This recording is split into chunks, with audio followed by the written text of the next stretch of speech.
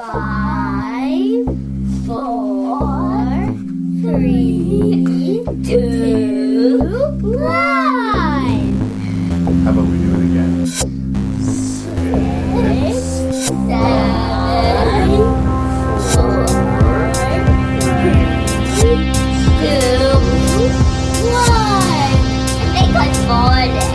Okay, let's try one more I time. definitely. Ready? I can move you. Making review. Making review. Say 6, 6, 5, 5, 4, 3, 2, 1.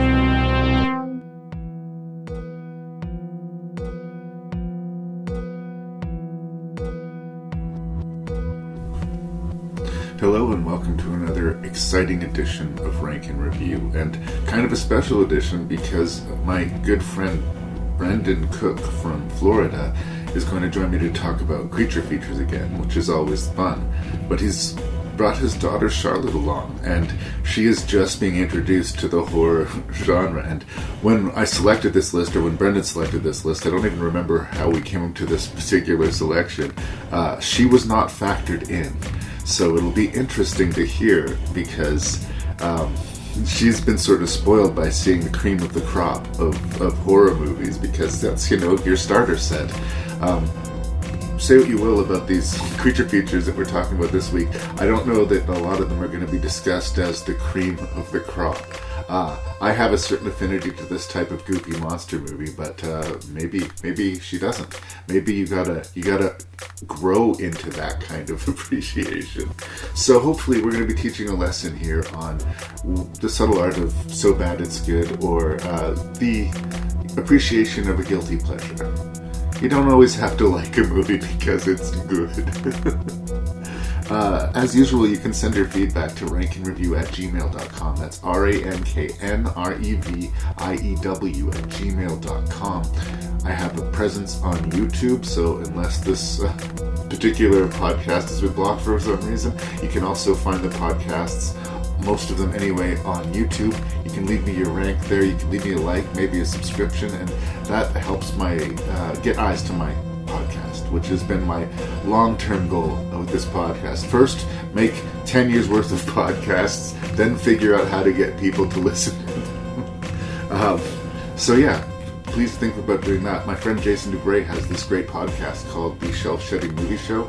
Definitely check that out.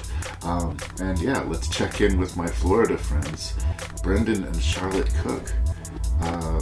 Thank you so much for being there. Check out the website, ranknreview.ca. And I think I already said that, so let's just get on with the show, shall we? This is an awesome experience. I hope it's going to be an awesome. I'm anticipating awesomeness here because Brendan Cook, always great to have you on the show, and we have talked about creature features in the past, and you and I can get our hands pretty muddy with a pretty low quality horror movie. Charlotte, Brendan's daughter, I hope I can out you with that. Your old man's pretty cool. I don't think that's anything to be ashamed of. You are just starting your journey into horror.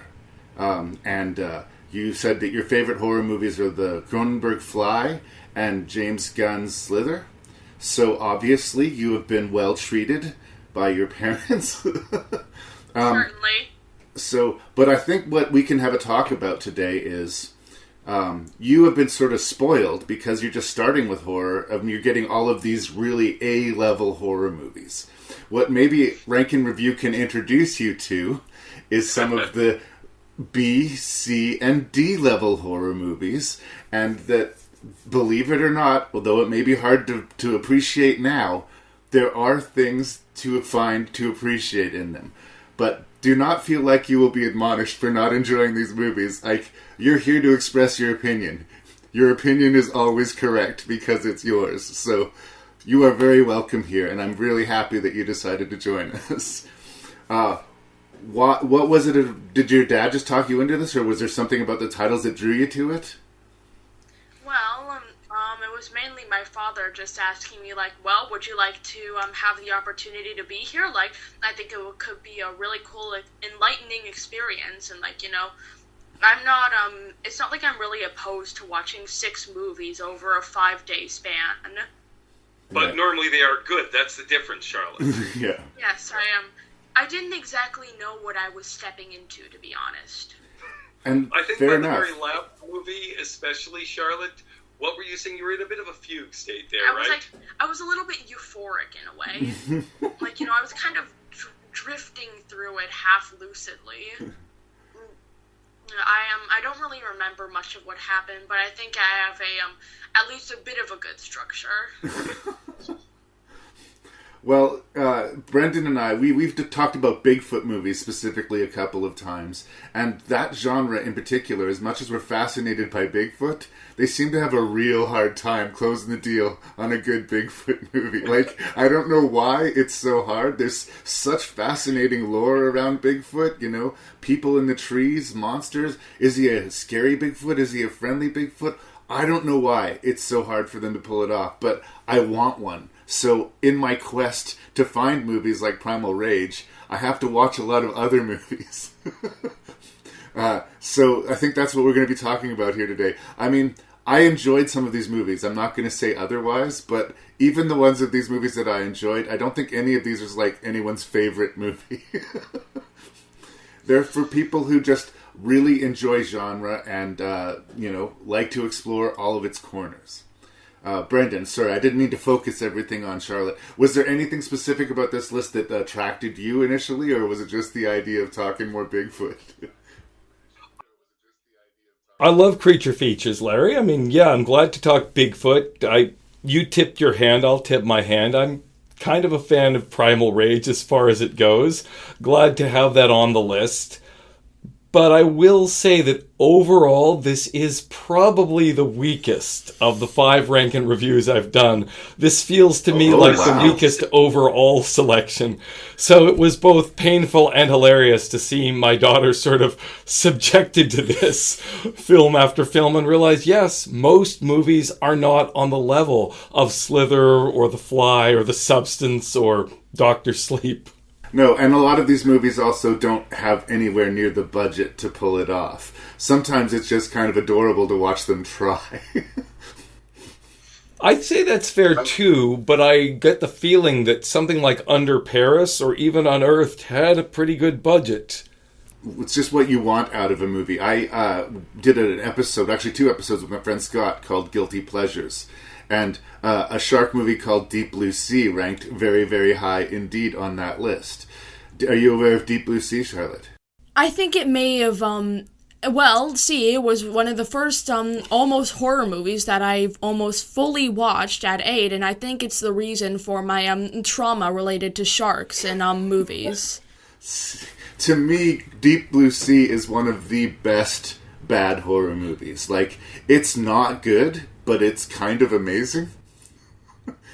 I think I thought I was ready. I thought I was ready for the certain genre, and I'm not even sure if Deep Blue Sea would really be counted as much of a horror movie as it is an action movie with scary sharks. But I don't even think it was the sharks that scared me that much. It was just there was just this one CGI doll of a dead guy making a jump scare on the camera that actually ingrained itself into my head for probably the rest of my mortal life.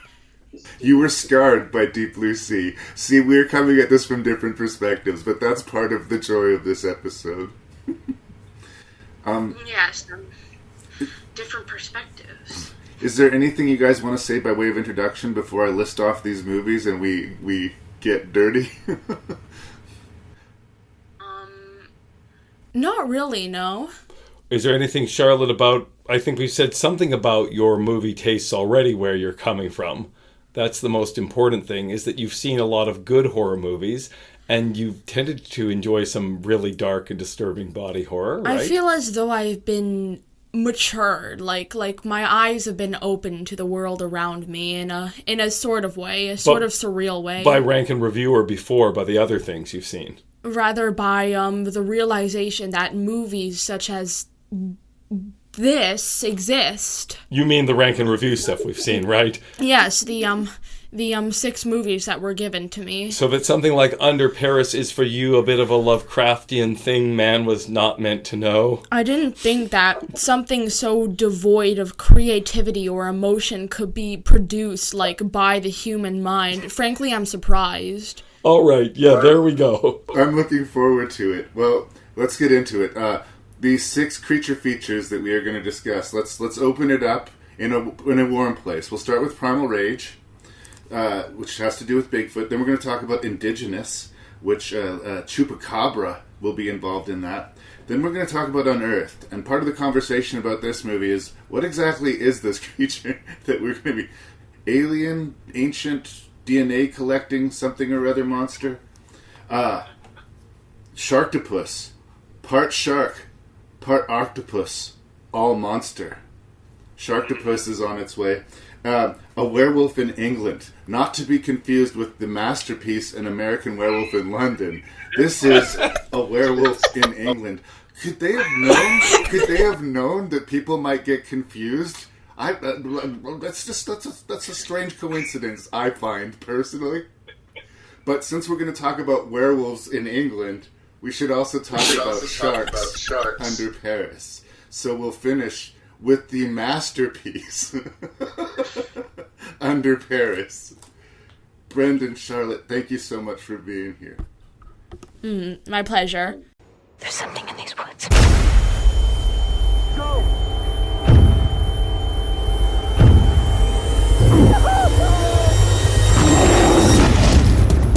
There's a creature lives in these woods. As ancient as my tribe remembers. The legend says that when our chiefs die, their spirits come back.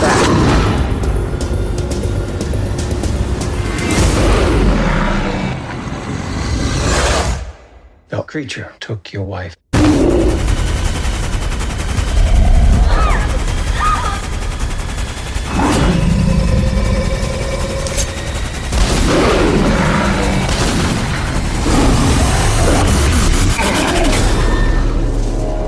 Gonna get you.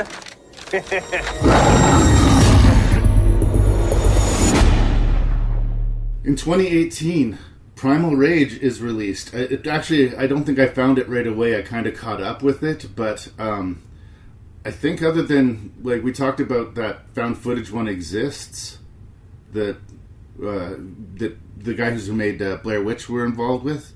Other than that one, I think this is like the most action-packed and competent Bigfoot movie that I've seen in a really long time. And it took a track on Bigfoot that I guess I haven't seen in a movie before. I've done some reading on Bigfoot, so I guess I've heard of it. But when we talk about Bigfoot movies, there's always this sort of cliches that we bump into. We got a couple, usually feuding, find themselves in the woods. They get mixed up with Bigfoot. Is Bigfoot scary? Is Bigfoot friendly? But what has been missing in so many Bigfoot movies that is not here is, I really feel like there's a competence in the filmmaking, like I'm not constantly making excuses for the low value of the production. And they're not so hamstringed by their production that they're not afraid to show us stuff earlier in the movie. A lot of the low-budget Bigfoot movies that Brendan and I have suffered through, basically for the first hour and 10 minutes, nothing happens. And then we get a terrible Bigfoot, and then the credits roll, and we're both frustrated. And are there problems with Primal Rage? Sure, but that is not the problem here. It's consistently engaging, it's consistently keeping you on point, and it's never knocking you out with, say, bad CGI, like we're going to run into later in the show. So it has a strong foundation that way. Some of the acting, a little up and down. Some of the cliches in the movie, sure. But considering the excuses I've made in the past, Primal Rage is a pretty safe bet for Bigfoot fans. But I'm willing to hear a second opinion. Basically, I think it essentially works better than most of any of the other Bigfoot movies that we've talked about. Like, we've praised other movies that worked accidentally or that had their charm in spite of their incompetence, but this is competently made and competently executed, so it kind of has a leg up. But I'd have to say the most captivating thing about Primal Rage is really just the creature design. And maybe that's just because I'm a little nuanced to mostly seeing in most most Bigfoot movies, I'm mostly kind of used to seeing gorilla suits, basically. So seeing like a Bigfoot design where like they got around the idea of having like a cheesy like gorilla suit like face. I feel like the mask was a really good addition. But yes, the idea, some of the twists, the ideas of like a whole Bigfoot tribe, like how this Bigfoot was like more advanced than others and was making different tools out of its environment. I felt like that was a really cool idea, taking advantage of the whole missing link idea of Bigfoot, like more of like kind of like a an unadvanced sort of like variant of the human species, some sort of like missing part of our evolution. I felt like that was a really cool way to incorporate that into a Bigfoot movie. Yes. Well, and the reason for that, though, is that on one level, this actually is an A-level movie. The director is not an A director, and to your point, Larry, the actors are certainly not A actors. But the director happens to be an A-grade creature designer. I don't know if you've looked into the filmography of Patrick McGee, but starting with Jurassic Park 3 and going on through things like Alien vs. Predator, he designs creatures. That's his day job. That's the thing he's actually first rate at. So whatever else, the creature design of the Bigfoot is really, who he also plays, of course, because he's a very tall gentleman, is really excellent. I also quite liked how they filmed the Bigfoot throughout the movie, and I have to say, like, some of the most captivating scenes in the movie has to be where our two main protagonists are navigating through the woods, and like, without knowing, in some of these shots, the Bigfoot, they'll use it with just like the outfit itself, and the Bigfoot will be able to camouflage into the woods, and you won't be able to exactly see it until it emerges from some sort of log or bush. It's very captivating because, like, it's not CGI. It's like the costume, the effects are just good enough that the Bigfoot is able to believably camouflage itself. Yeah, and actually made me, when I watched it the second time, want to keep an eye out for the background because, spoilers, we find out there's more than one Bigfoot out there. We focus on this one. And I also thought it was interesting that they sort of bled it in with sort of this lore in the native community of the area. They're saying that these creatures are actually possessed of ancient warriors.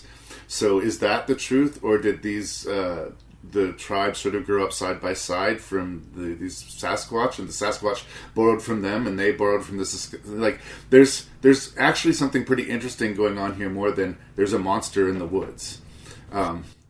It's a little bit clumsily handled in the exposition, and we have a similar character like this in another movie we're going to talk about, Unearthed, that, kind of represents for, native spirituality in a very clumsy horror movie kind of way. I'm not going to say that's not here, but it is interesting, and, a lot of the stuff that we know about Sasquatch lore comes from this very same place, so why not use it? Though I did feel like the whole thing with the, old witch living in the woods, was she a Native American woman? Yeah.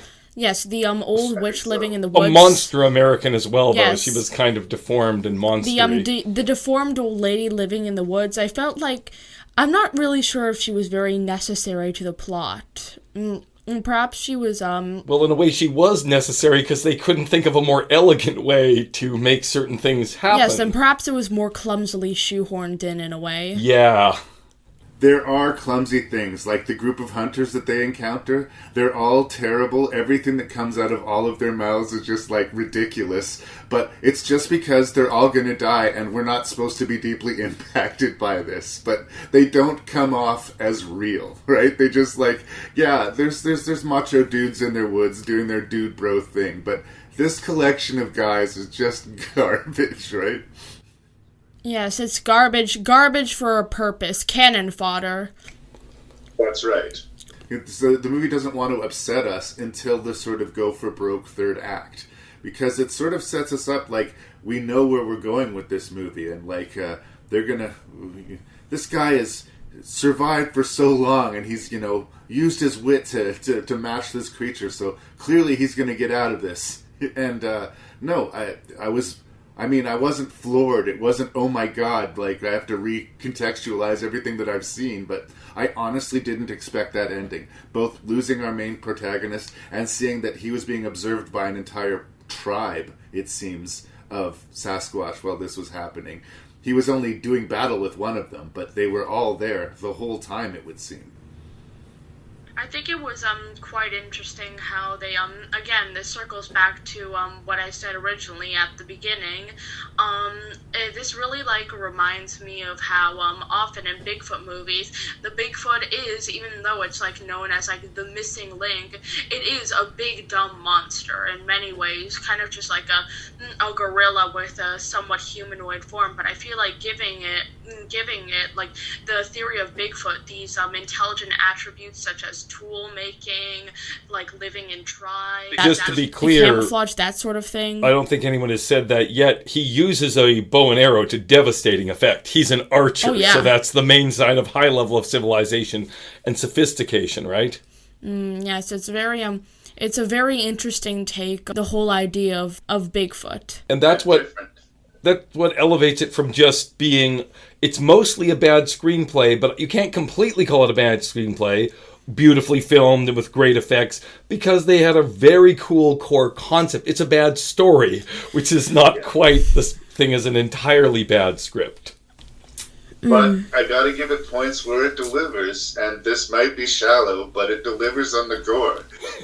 Part of Oh, yeah. Part of the appeal of the genre, I like. You be proud or not be proud, but it's to see forbidden things like violence. And they established that this Bigfoot is terrifying, and he can use his hands to kill you. Yes, he'll use weapons, but he doesn't need them. He's physically powerful. And yes, there's a level of satisfaction watching those hunters get their bodies torn apart by this creature. There's a bit of fun and joy in that part of the movie. And then they decide, you know what, this is a real horror movie. So tonally, maybe a little bit lacking confidence. Maybe they should have just gone full-bore horror all the way. But it works so much better than almost any Bigfoot movie I can think of. And especially, it's not even shock value gore, I feel. Well, it is a little bit of shock value gore, but in a way it also establishes, like, a purpose, because, like, this is a horror movie. You know, it doesn't feel so cheesy, and I can't believe they did that. Well, he is deadly. The Bigfoot is a deadly archer. He's physically strong. It's establishing the purpose that he's very well rounded with his killing ability. On the other hand, though, I mean, I felt if you speak about tone, it would have to be a much darker movie to have the rape scene that it has in it. That's another complaint you'll see in a lot of reviews. That's just such a gruesome thing. The one woman... No, that was shock value, definitely. Yeah. And it's weirdly handled in that it's explicit in that we understand what's happening, but it's not explicit in that, like, it could be a... The question is, why is it here? It didn't serve any purpose to, like, the movie. Like, maybe it would have served a purpose if, like, the lady had some sort of disgusting, deformed Bigfoot baby, but, like, instead it was just forgotten about. Night of the Demon. You needed a payoff to that horrible scene. I just don't think that scene needed to happen, or, like, if it was going to happen, I guess, again, you've not showed restraint anywhere else, right? Rape kind of spoils the meal for me. I just don't enjoy it as a piece of my entertainment usually, especially if we're working in fiction. And just like the dude who plays Art the Clown in the Terrifier series, he says that's a line that he will never cross. Like, it just seems needlessly ugly. And the movie didn't establish itself to be in this sort of cheesy piranha arena. By that I mean, like, over the top in its sexuality as on top of the violence. I'm assuming you haven't seen any of the Piranha movies. But again, if you establish yourself as this is exploitation and we're just going for it, I may not like it, but I can sort of accept it more because that's sort of what I bought into when I said yes to the movie. I don't know that that's what I was buying into when I said yes to Primal Rage, but it doesn't spoil the meal for me. And in a lot of other movies, it kind of would have. So that speaks to the movie's quality, I guess, that it overcame that scene. All I'm saying is that it's not that I was exactly appalled by the fact that there was rape in a movie, but the fact that they just had it for oh, the Bigfoot is doing this. Can you believe that we're making the Bigfoot do this, and not for some sort of story payoff or some eventual event that happens later. Like, it has no importance. Maybe Primal Rage 2 will happen, and she's given birth to a litter. We don't know. We don't know. A litter. Is that inappropriate? I apologize. No, it's right. I was just thinking, what would, a series of, Bigfoot babies, what would be the correct terminology for it? I think only Night of the Demon addresses that, and we haven't come to that yet. Yeah. Is there anything else you guys want to say about Primal Rage? I feel like we've covered this one. All I would say is that I still wouldn't actually recommend it to anyone who doesn't already love Bigfoot movies. Because, to your point, I agree with everything you said, Larry, but only because it's worth it for a really cool and interesting take on Bigfoot. As a movie on the whole, it's not terrible, but to recommend it, I would want to recommend a more fully developed package. Okay, well, I mean, for me, I think this is a pretty heavy swinger on this bunch of movies. I think that your casual monster movie fan will get their teeth in tissue, and your Bigfoot fans will just be surprised at the quality. Are we marking it on a curve? Yeah. Mm-hmm. But it satisfies both audiences, so that's pretty much what's it. It's fulfilled its purpose.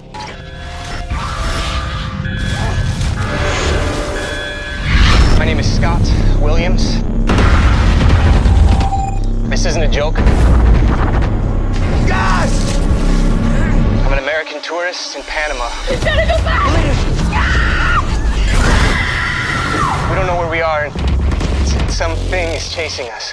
If you're watching this video, please give this to somebody that can help us.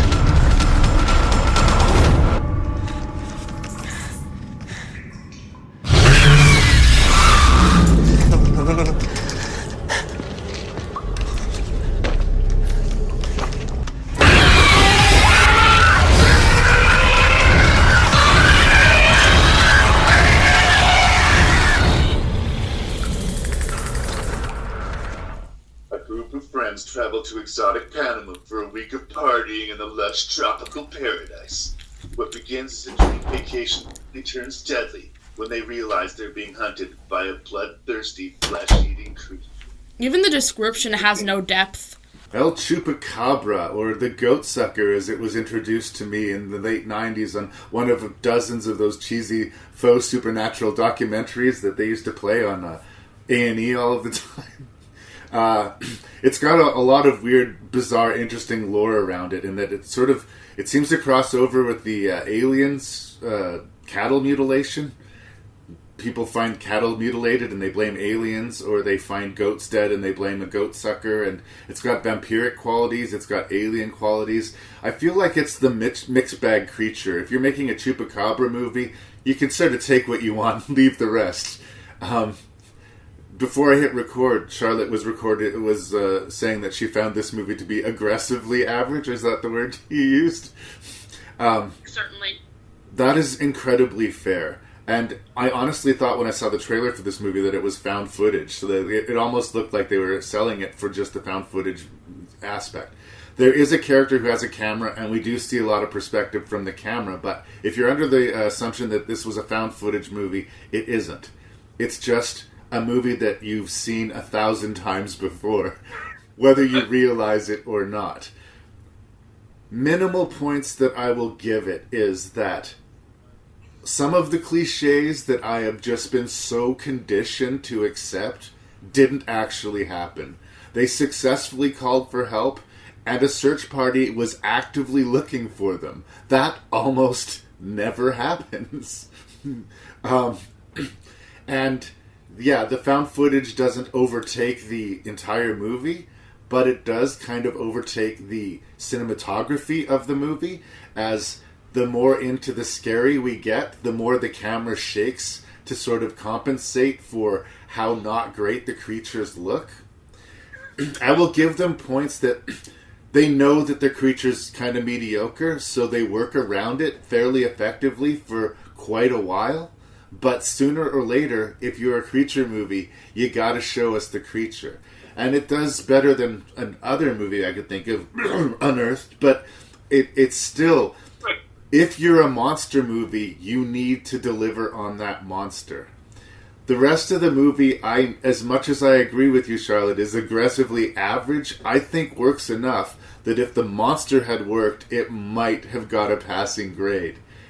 That and the fact that it's just yet another group of insufferable American tourists being insufferable. Like, wouldn't it be refreshing if we had a group of tourists and we liked them and then some bad stuff happened to them? Wouldn't it, like, make us feel more invested in what was going on if we cared whether they got out alive? It seems like so many horror movies miss this, and to a degree, I think we can say this movie is guilty of that.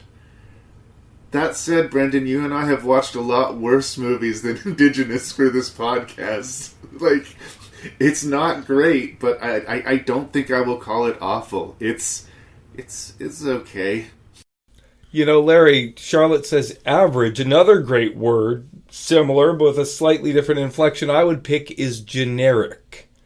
And maybe that's why, to me, first of all, it doesn't matter that this is supposedly a Chupacabra movie, or indeed that we've seen worse movies. This was painful because it is so generic, so bog standard. There's nothing distinguishing about it. It's like, it's like you got a bottle of orange soda and it just tasted like sugar water.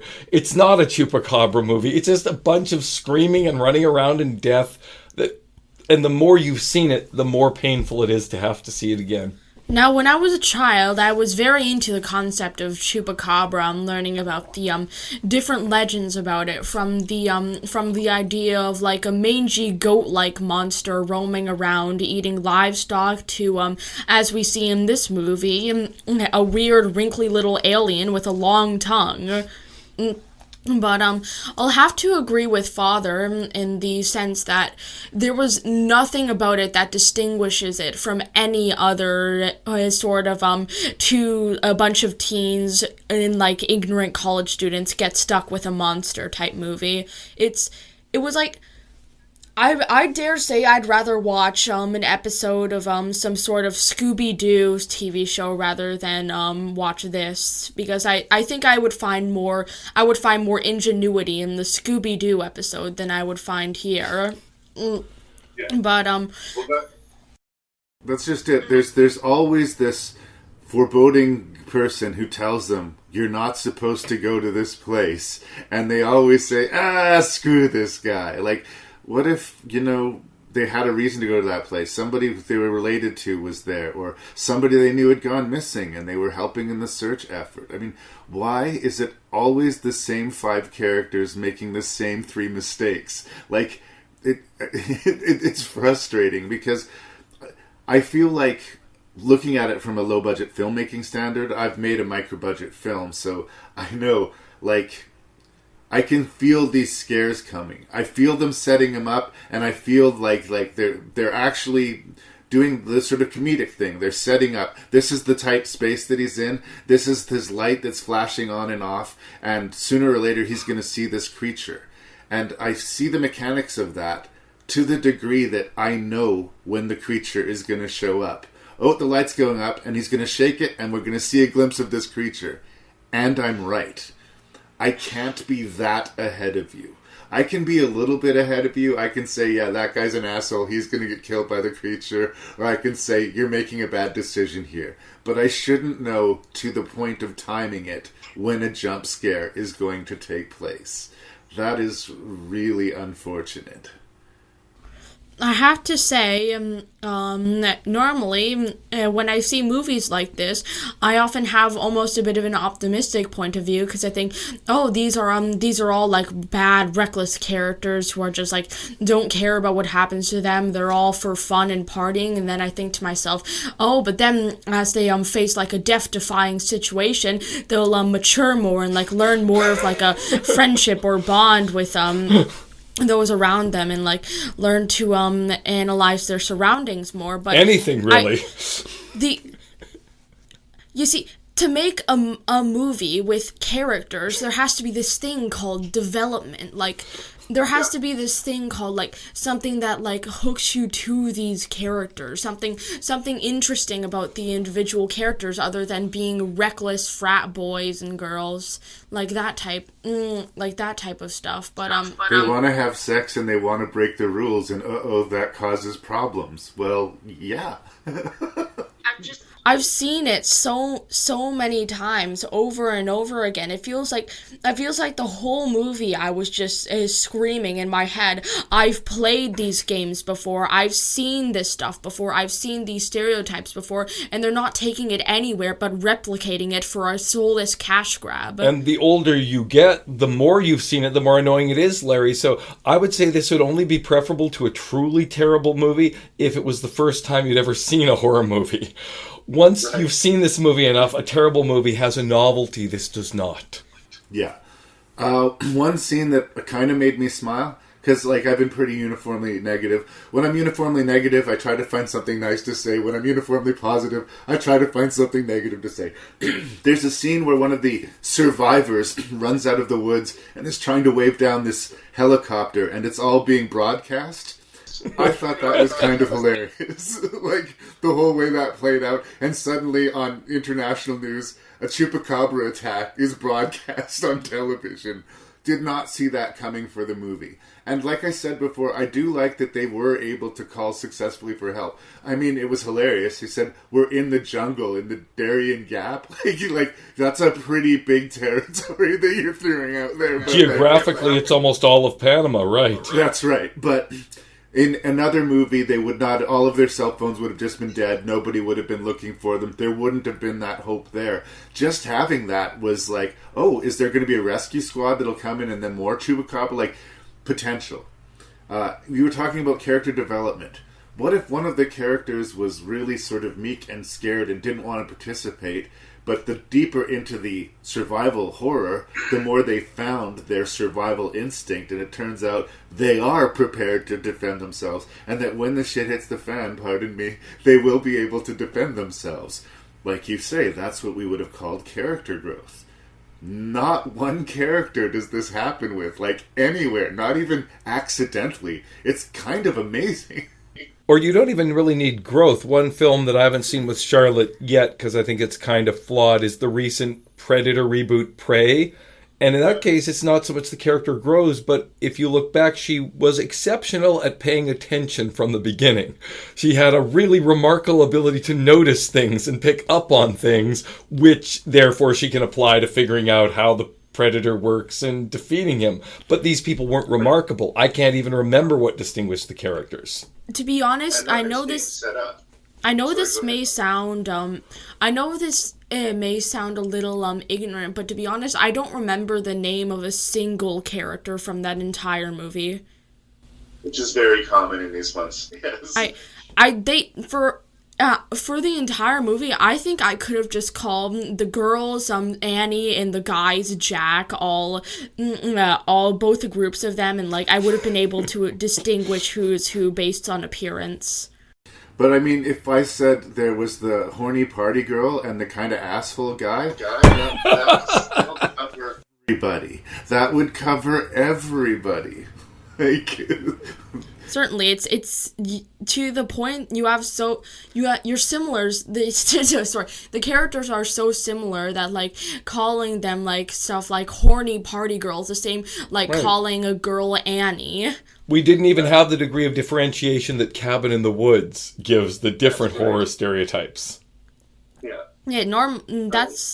Normally, like there's a dumb guy. There's like a very smart but timid guy. There's like a brave girl. Like all these different stereotypes when it comes to like 5 reckless teenagers in the woods. But they were all just there were no distinctions in a way. No, like you couldn't tell the chupacabras apart basically either. There were 2 chupacabras? I think there were several of them. Really? What? I think so. No shitting, Larry. We thought there was one. What? Because the one that attacked the girl of the helicopter looked really different than the one in the cave to me. But maybe I'm wrong. Maybe. Well, see, are we going to have to watch this again? No. Let's agree to not watch it again. But it's frustrating to me because I feel like really a couple more passes on the screenplay. Try harder on the screenplay. Like, don't just let's make this movie. It'll be like every other creature movie and it'll be a success. No, just try a little bit harder than that. Because I do think there's a baseline competence to the movie. Like, they could have, with minimal effort, found a way to at least surprise us a couple of times. Or give us those one or two really memorable scenes that it's like, yeah, Indigenous isn't great, but there's that one scene, man, right? I needed that one scene. I don't, to be honest, I may be being, like, really overcritical of this movie, but, like, I'm starting to wonder, like, what was the people behind this movie, what was their goal while making this movie? Like, were they, trying to do a social experiment to see how people will react to, like, a movie purely devoid of creativity and ingenuity and, like, nuance, or were they just trying to do a cheap cash grab, some sort of thing that they knew wouldn't work but would roll in a bit of money? There were people on that set that were trying to make the best of this bad situation and that were putting their heart into making the movie. But I do think there are certain things even the greatest directors can't overcome, and a fatally flawed screenplay is just one of those things. That's sort of the really thing that makes you heartsick about it, because I don't think that they're untalented filmmakers, and they needed a better story to tell. And if you don't have a good story to tell, after a point, it doesn't matter how good a filmmaker you are. I always like to think that this movie wasn't just really like a bad movie, but that it was a bad movie on purpose, created like in some underground lab deep under Washington D.C. as like some sort of social like experiment to like figure out like what does the human brain respond to and think of as good in order to like make money when making movies. Well, it's the control sample. You see, you have an actual good movie, and this is the control in the experiment. What do they? What will they weigh it against it? How will they respond to this, and like how can they go from there? How average can we make this before it becomes below average? Yes, absolutely, Larry. I think we'll leave it there. Let's leave it there. There is an ugliness that comes from the earth. The kind that can never be made into anything beautiful. Jeep, looks like a truck crash caused a power outage. You say you found this at the crash site? Stuck behind the grill of the tanker. This thing is of a natural organism.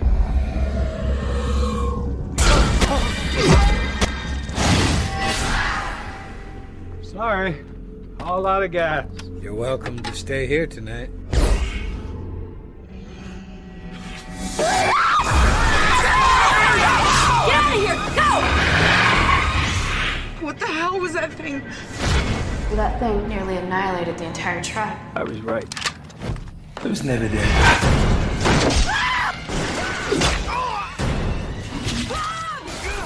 So Unearthed was part of the After Dark Horror Fest. They did, for several years in the early aughts, these cheap film festivals, but they would try to promote young upcoming film festivals. So they would select 8 movies a year. They would get widely released in video stores, and the quality of them ranged ridiculously. Some of them were quite good, and some of them were unearthed.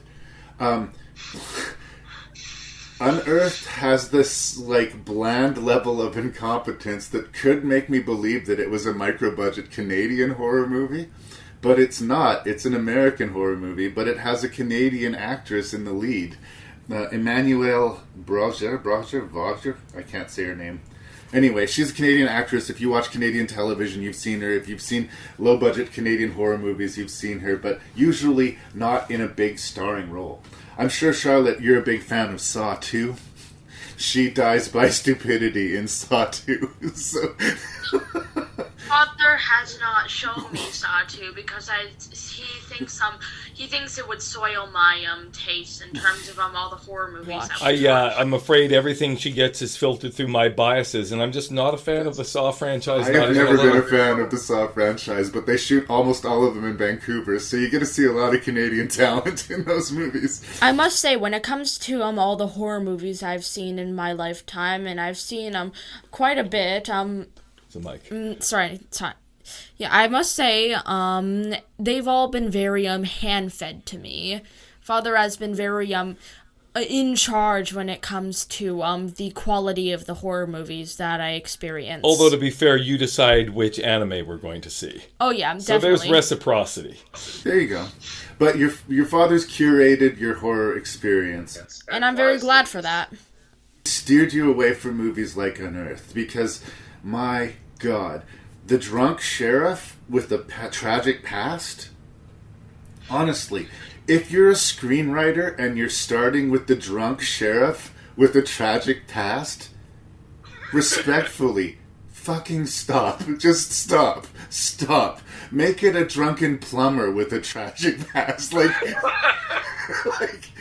anything. It's amazing how 5 minutes into this movie, you've seen the entire movie, only it's still so much more boring and so much worse than you expect. And I talked about, in a kind of gently favorable way with Indigenous, how they spared the creature for long enough because, they knew it was so-so. This movie does the same thing. They're trying really hard to hide the creature. But man, when the creature comes out and we see that terrible, terrible CGI, any chance that the movie had in gaining any kind of, thrill to it is dead. Once you finally see the creature, your hope for the rest of the movie dies. And there is still so much more movie left. MC Gamey, cool character actor. He plays sort of the lead rancher whose cattle has all been killed, who's very abrasive to one of our characters. He's an interesting actor. I like seeing him. Vanishes from the movie. Just disappears. I guess he got his days done and then he went home. I don't know, but he just disappears from the movie. Charlie Murphy, Eddie Murphy's little brother, is the irritating, stranded traveler. I mean, he had other places to be and other things to do. I mean, I don't know, did he know someone involved in the production? And the most heartbreaking thing of all to this, the director, my eyes are going on me, Matthew Lutweiler, did this amazingly adorable movie called Dead and Breakfast before this. It's it's a zombie rom-com by way of musical theater, but it's also trying to be a horror movie at the same time. It's one of those low-budget movies that's so ambitious it kind of falls in on its own weight, but you have to respect, what they were trying to do. So I was like, man, what's this guy going to do next? I'm cheering for you. This was what he did next. Well, you mentioned casual incompetence, Larry, in one sense. I just wanted, as a caveat for whatever Charlotte will notice about this, we may have seen an even worse movie than Matthew Litweiler intended, because we could only get this on Daily Motion. And apart from the endless ads, there were several moments where there was just an odd sort of cut, and I don't mean a hard cut to some other image. I mean the scene with the dead cow where the sheriff is going to kneel, it just cuts from her standing to kneeling. Oh, weird. There were a couple moments like that. And either they were trying to avoid copyright on this Daily Motion, but it only happened 3 times that I saw it. My theory is still more just that he didn't have a full take of certain things, and they were stitched together very badly. They did have those weird jump cut editing in there. Sorry, what did you say, brother? I have the caveat that I don't know that for sure, because it could be Daily Motion and not his incompetence. Yeah. I really like the part where they well, if I were to really say anything good about the film itself, I really like the part where they visited the water park. That was very fun. That was a commercial, Charlotte. Oh. Unfortunately, the water park scene was only part of our vision of it. No, what? The community has been stranded because the fuel truck that feeds it both exploded and blocked the highway. So, yeah, I remember that part. So they didn't have electricity or fuel, so I don't think they had time to go to the water park. But that would, in your defense, Charlotte, have made it a much more interesting movie. That's just... Well, you see, I was a little fed up with the other 5 movies that we had watched along the way. So to be fair, I wasn't in a very altogether with it state while I watched Unearthed. This was the one where you were in a fugue state, right? I wasn't exactly like conscious of my surroundings completely. Look, it actively tries to buck you off. It dares you to keep watching. Like the pace of this movie is just unbelievable. Like, please. Also, just characters like the wizened native character who we've already talked about in Primal Rage in this movie. Friend or foe, good or bad, he seems to have something to do with helping the Luke Goss character discover this creature. And that creature seems to be bad. But then he does sacrifice himself to save, his daughter and the others from the creature. But in the end, I still don't know how I'm supposed to feel about that character. Same thing with the Luke Goss character, the guy who unleashes the creature and is like... You mean Kale? His name is Kale. I was talking about the actor, but he's hitting people... Which I remember because it's a vegetable, but anyway. We awarded him along the way. I'm very sure we awarded him the moniker known as Broccoli. Right. Yes, go ahead. But again, what are we supposed to make of his character? Like, sometimes he's maybe heroic, but usually he's threatening people with guns, or like this girl got bit by a rattlesnake and he's only going to give them the venom if they play ball. Like, why are we supposed to like or care about this guy? When he dies, it's supposed to be this big moment. I'm like, I'm sorry, you've just been a colossal asshole this whole time, and this is all your fault. So why do we care that you're dying right now? Like, anyway, that's a thumbs down review from me, but talk me out of it, you guys.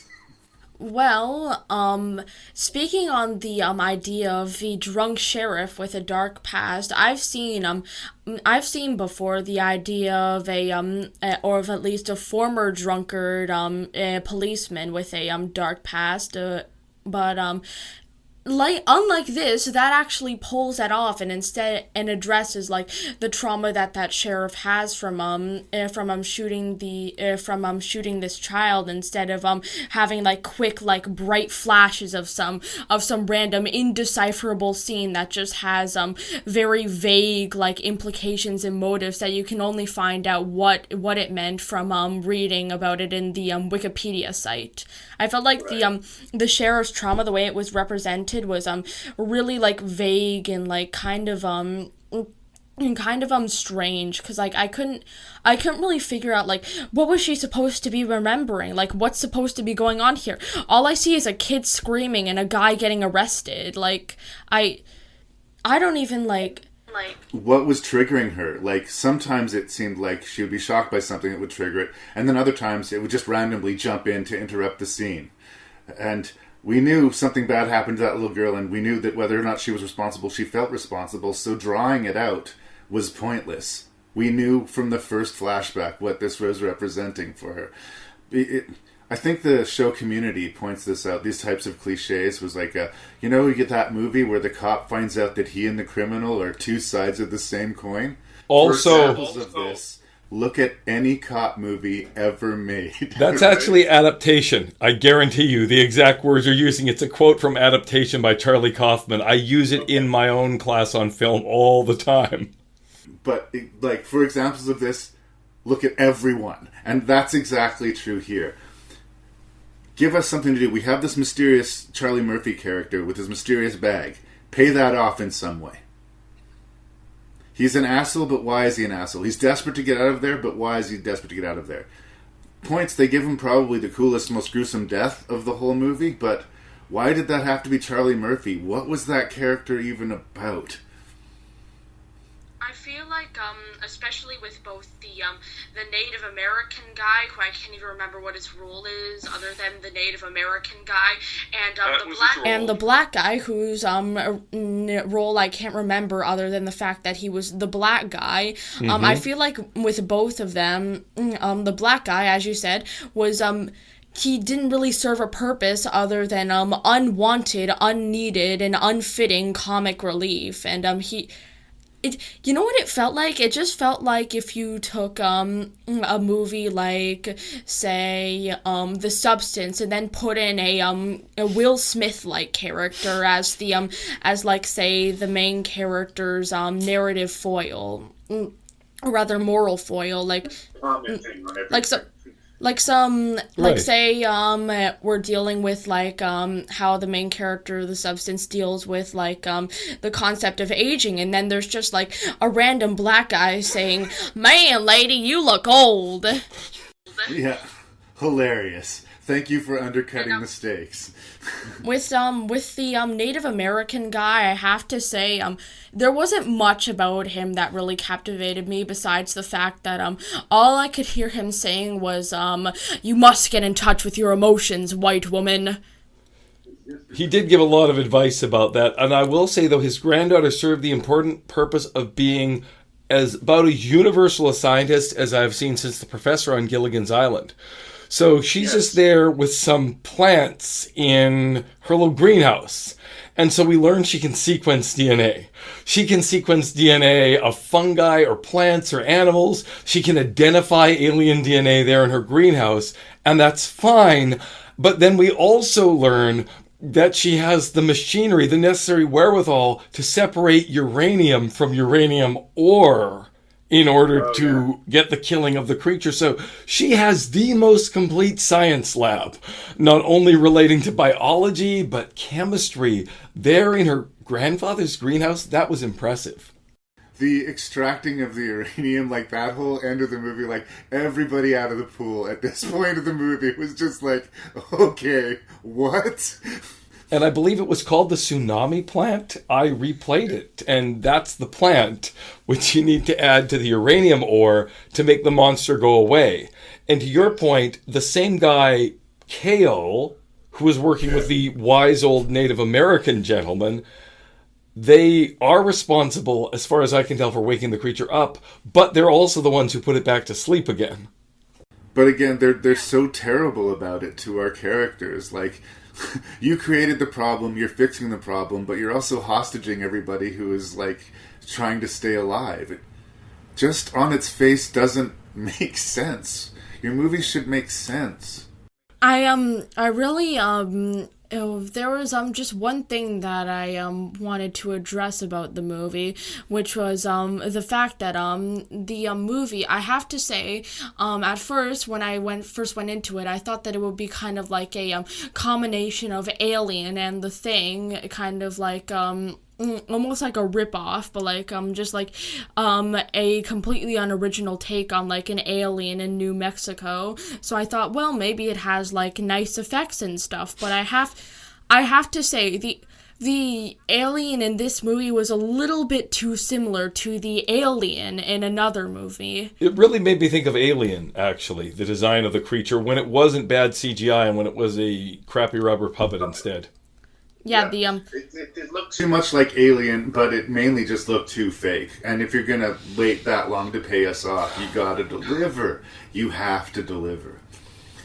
Honestly, we've talked about Indigenous already, and I didn't like that, but this was the movie that really kind of got under my skin. You said it put you into a fugue state. For me, I was getting like itchy and irritated and impatient, like, oh my god, please roll the credits on this movie.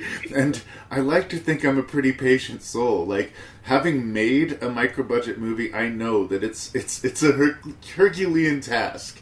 And I'm sympathetic, but it's gotta suck to not just make a bad movie, but know as you're making it that it's a bad movie. Well, you wanted it to end, Larry, but we know it ended too soon because the town meeting didn't happen. We heard about the goddamn town meeting 5, 6, 7 times in all seriousness. It's like the semis in The Big Lebowski. This unfulfilled promise. Theory?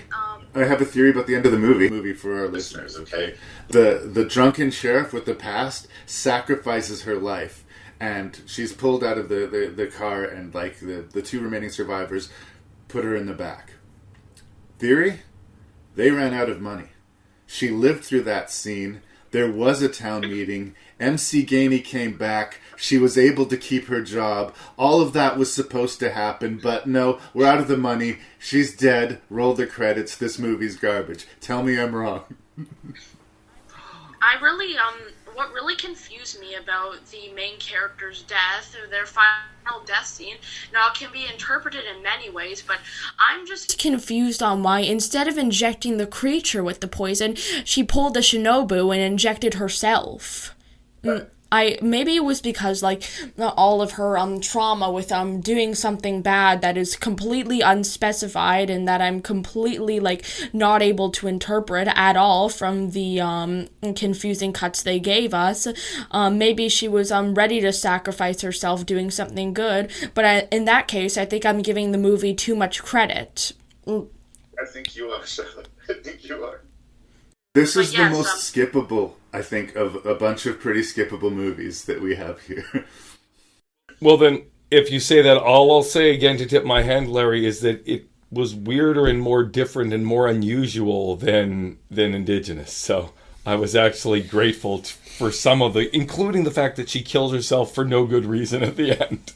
At least I didn't see that coming.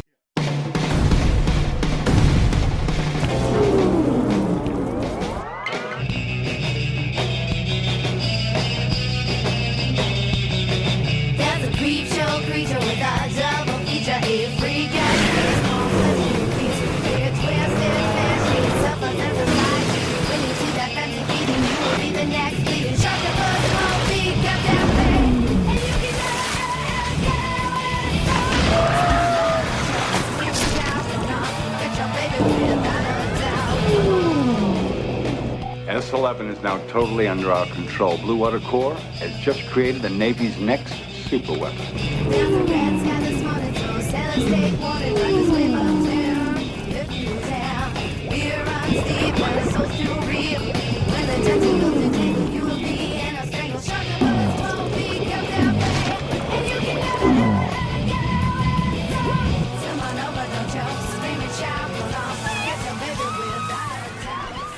Sharktopus, you guys. I have talked about a lot of these made-for-television sci-fi creature features and how they irritate me. How, like, they never bury the lead. They always show the creature right away. The creature always looks terrible right away.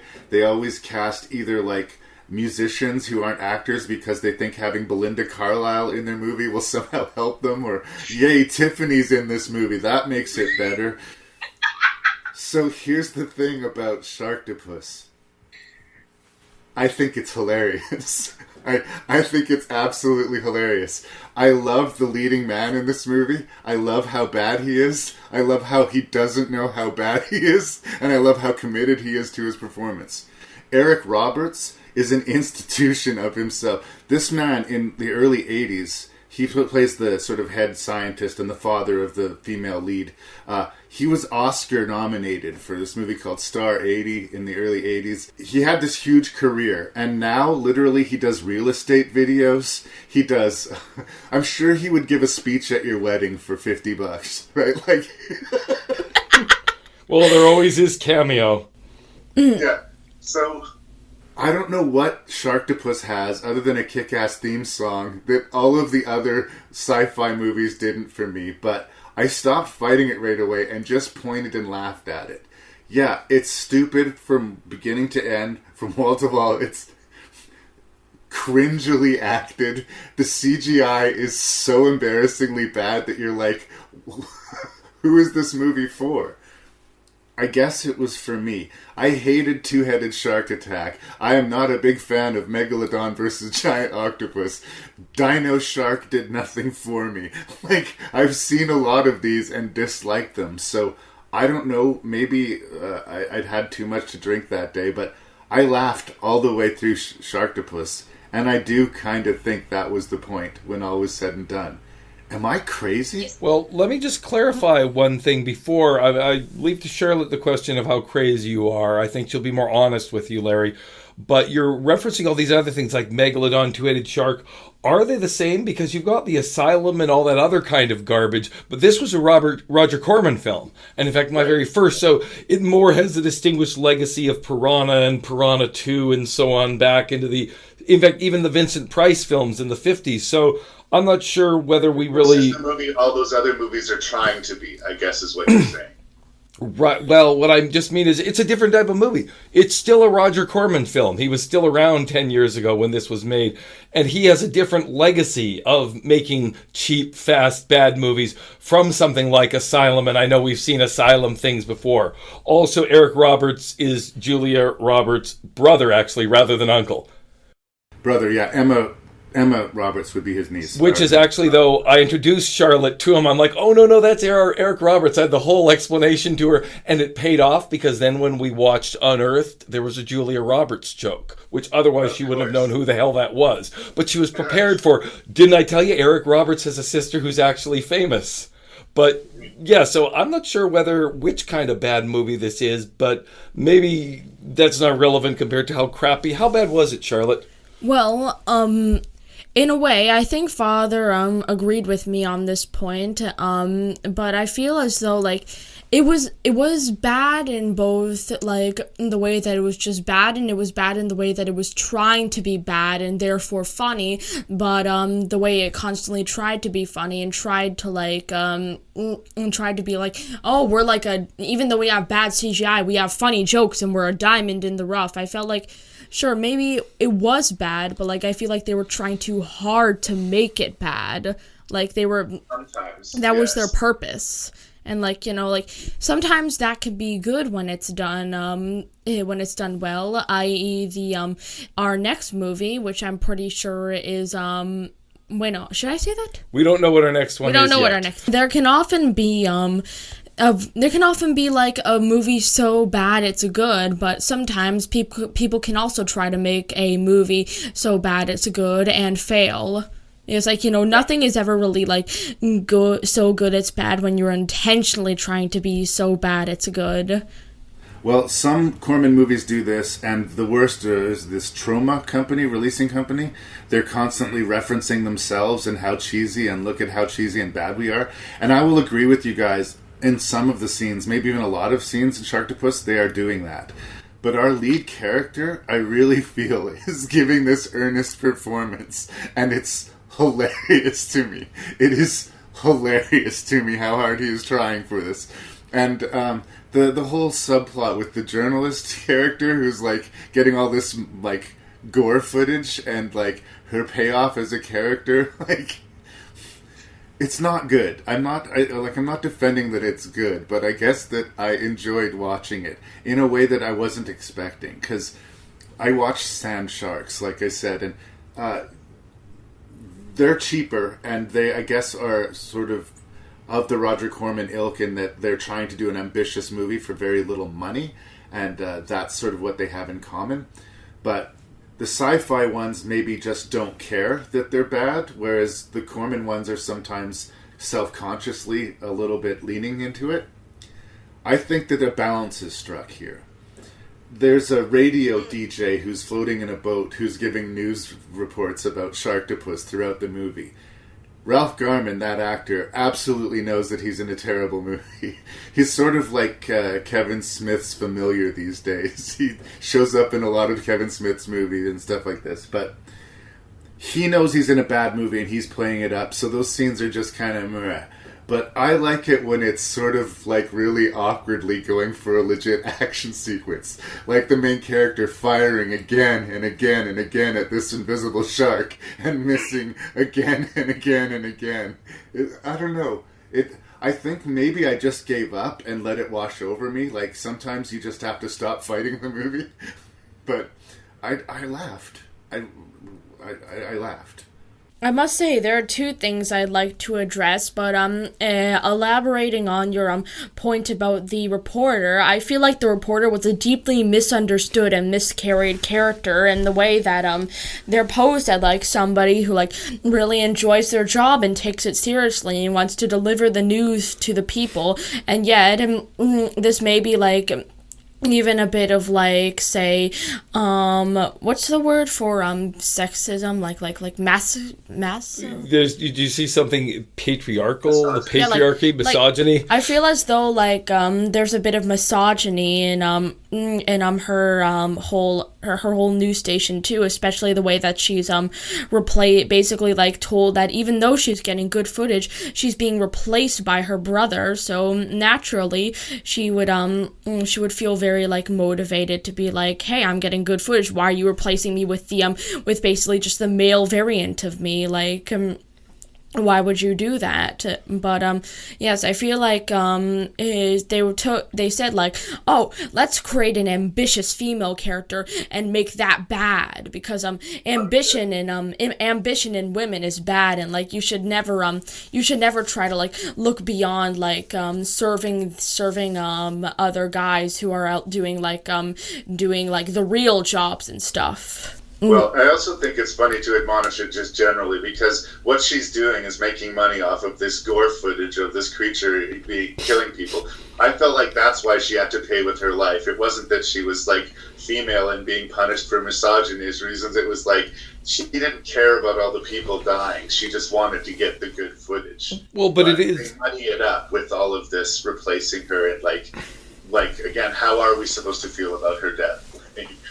Well, even many better American films and TV shows do have the figure I think of as the evil Hillary. It will come up sometimes, a woman who wants to succeed at any price and is sort of ruthless. So I sympathize. Like Under Paris, maybe. Maybe not so much. I'm thinking about, for example, the sudden turn to evil of Daenerys at the end of Game of Thrones or something, as an example of it's escaping me right now, but yes, in any case, I did not actually laugh once. I felt it kind of interesting how cheaply this movie was made. I think maybe I was just assuming this is a Roger Corman film, that they're good at saving money, and there were those elements in that I swear there are a bunch of unfinished green screens. A lot of the things where the military are doing things with computers, it's all green background. It's like they said, maybe we'll put something there, maybe we won't. They didn't. Charlotte was sure, and I understand it, that it was a found footage movie at the start, because the early B-roll of people on the beach was so shaky, so grainy, and so bad. I thought they were trying to establish that it's someone unskilled. But the only other thing I would say about this, what made it so unwatchable for me, was the badness of the pacing. Oh, yes. The attack scenes near the end were just like the attack scenes at the beginning. And that you'd always have a long moment of quiet as people were acting like nothing was wrong. People sitting at dinner tables. People zip-lining. People dirt biking. Always a long scene of nothing happened. They get attacked by Sharktopus. And in a better movie, yeah, that early on, and then later as the tension ramps up, you can't keep going back to 3 minutes of people ziplining before there's another attack. I feel as though it was more of a ploy to maybe not have to film as much plot to it was save filler. time. Yeah, definitely filler. I couldn't stand near the end. There was. Oh, let me tell you, there were so many scenes where it was just people being like, oh, I'm sure, loving this, tropical breakfast. I really hope I don't get attacked by a half shark, half octopus. And then it does happen, and it keeps happening over and over again, and it drove me insane. A lot of movies will have a B plot where, the main characters are tied up here, but then there's a secondary character where the main character's wife is struggling to get this important message to him or whatever. This movie doesn't have a B plot. It just occasionally will cut to people we don't know being eaten by Sharktopus. And again, in a sort of drinking game kind of measure, it just became funny. You're like, oh, who are these guys? Oh, of course, these are the next people who are going to be eaten by Sharktopus. And now we're back to Eric Roberts. He's not going to die yet. I mean, he's definitely going to die, but in a way that I was mad at Unearthed because I knew everything that was going to happen. I was laughing at Sharktopus because I knew everything that was going to happen. And it's a hard thing to define. It's a guilty pleasure thing. And I think you have to have watched a lot of horror movies to find that one that tickles you the right way. I think Brendan and you and I found another one in that A Night of the Demon movie, right? we can't say that's a good movie or a well-made movie, but we enjoyed watching it, right? Like, it defeated us as critics somehow, and that happened here for me. I don't know if I owe you an apology, but there it is. Also, Charlotte, I just wanted to say, when I made this list, I didn't know you were going to be doing the episode, right? If I knew it was somebody who's sort of relatively new to the genre, I might have given you a little more variety, right? That's fine. Again, I will stop defending Sharktopus. It's clearly personal, it's clearly me, but thank you for indulging me with Sharktopus, you guys. Check out that theme song. You can listen to it on YouTube, the Sharktopus Surf theme song. It's pretty catchy. Didn't even notice it in one ear out the other. There was a theme song? There was. Werewolves, men who turn to beasts under the spell of the moon. Now do you believe me? And there's no getting away from the rules tonight, nor any night.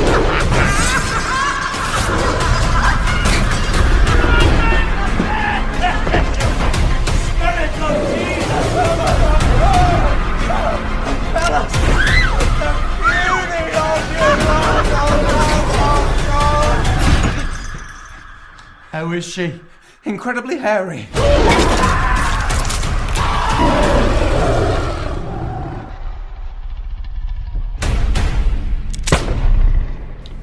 All right, well, it was a strikeout on Sharktopus. Let's see how we feel about a werewolf in England.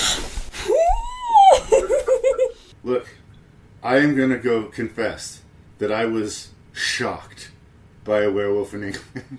Like, my hope for the movie was minimal, but like I'm a sucker for a low-budget Bigfoot movie, I'm a sucker for a low-budget werewolf movie because I want good werewolf movies.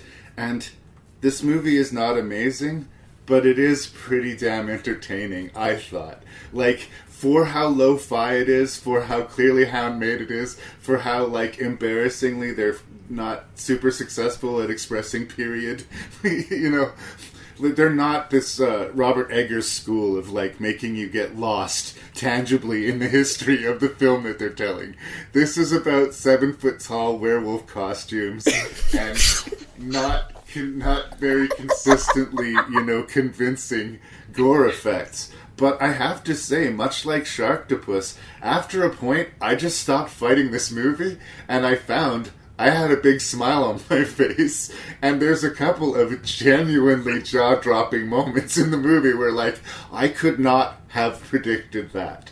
So I kind of went into this movie ready to laugh at it, and I think in the end, I laughed with it. It's not that it's a comedy, it's that it knows what it is, and it executes what it is very well. I often say on the podcast, what were your goals and how successful were you in reaching those goals?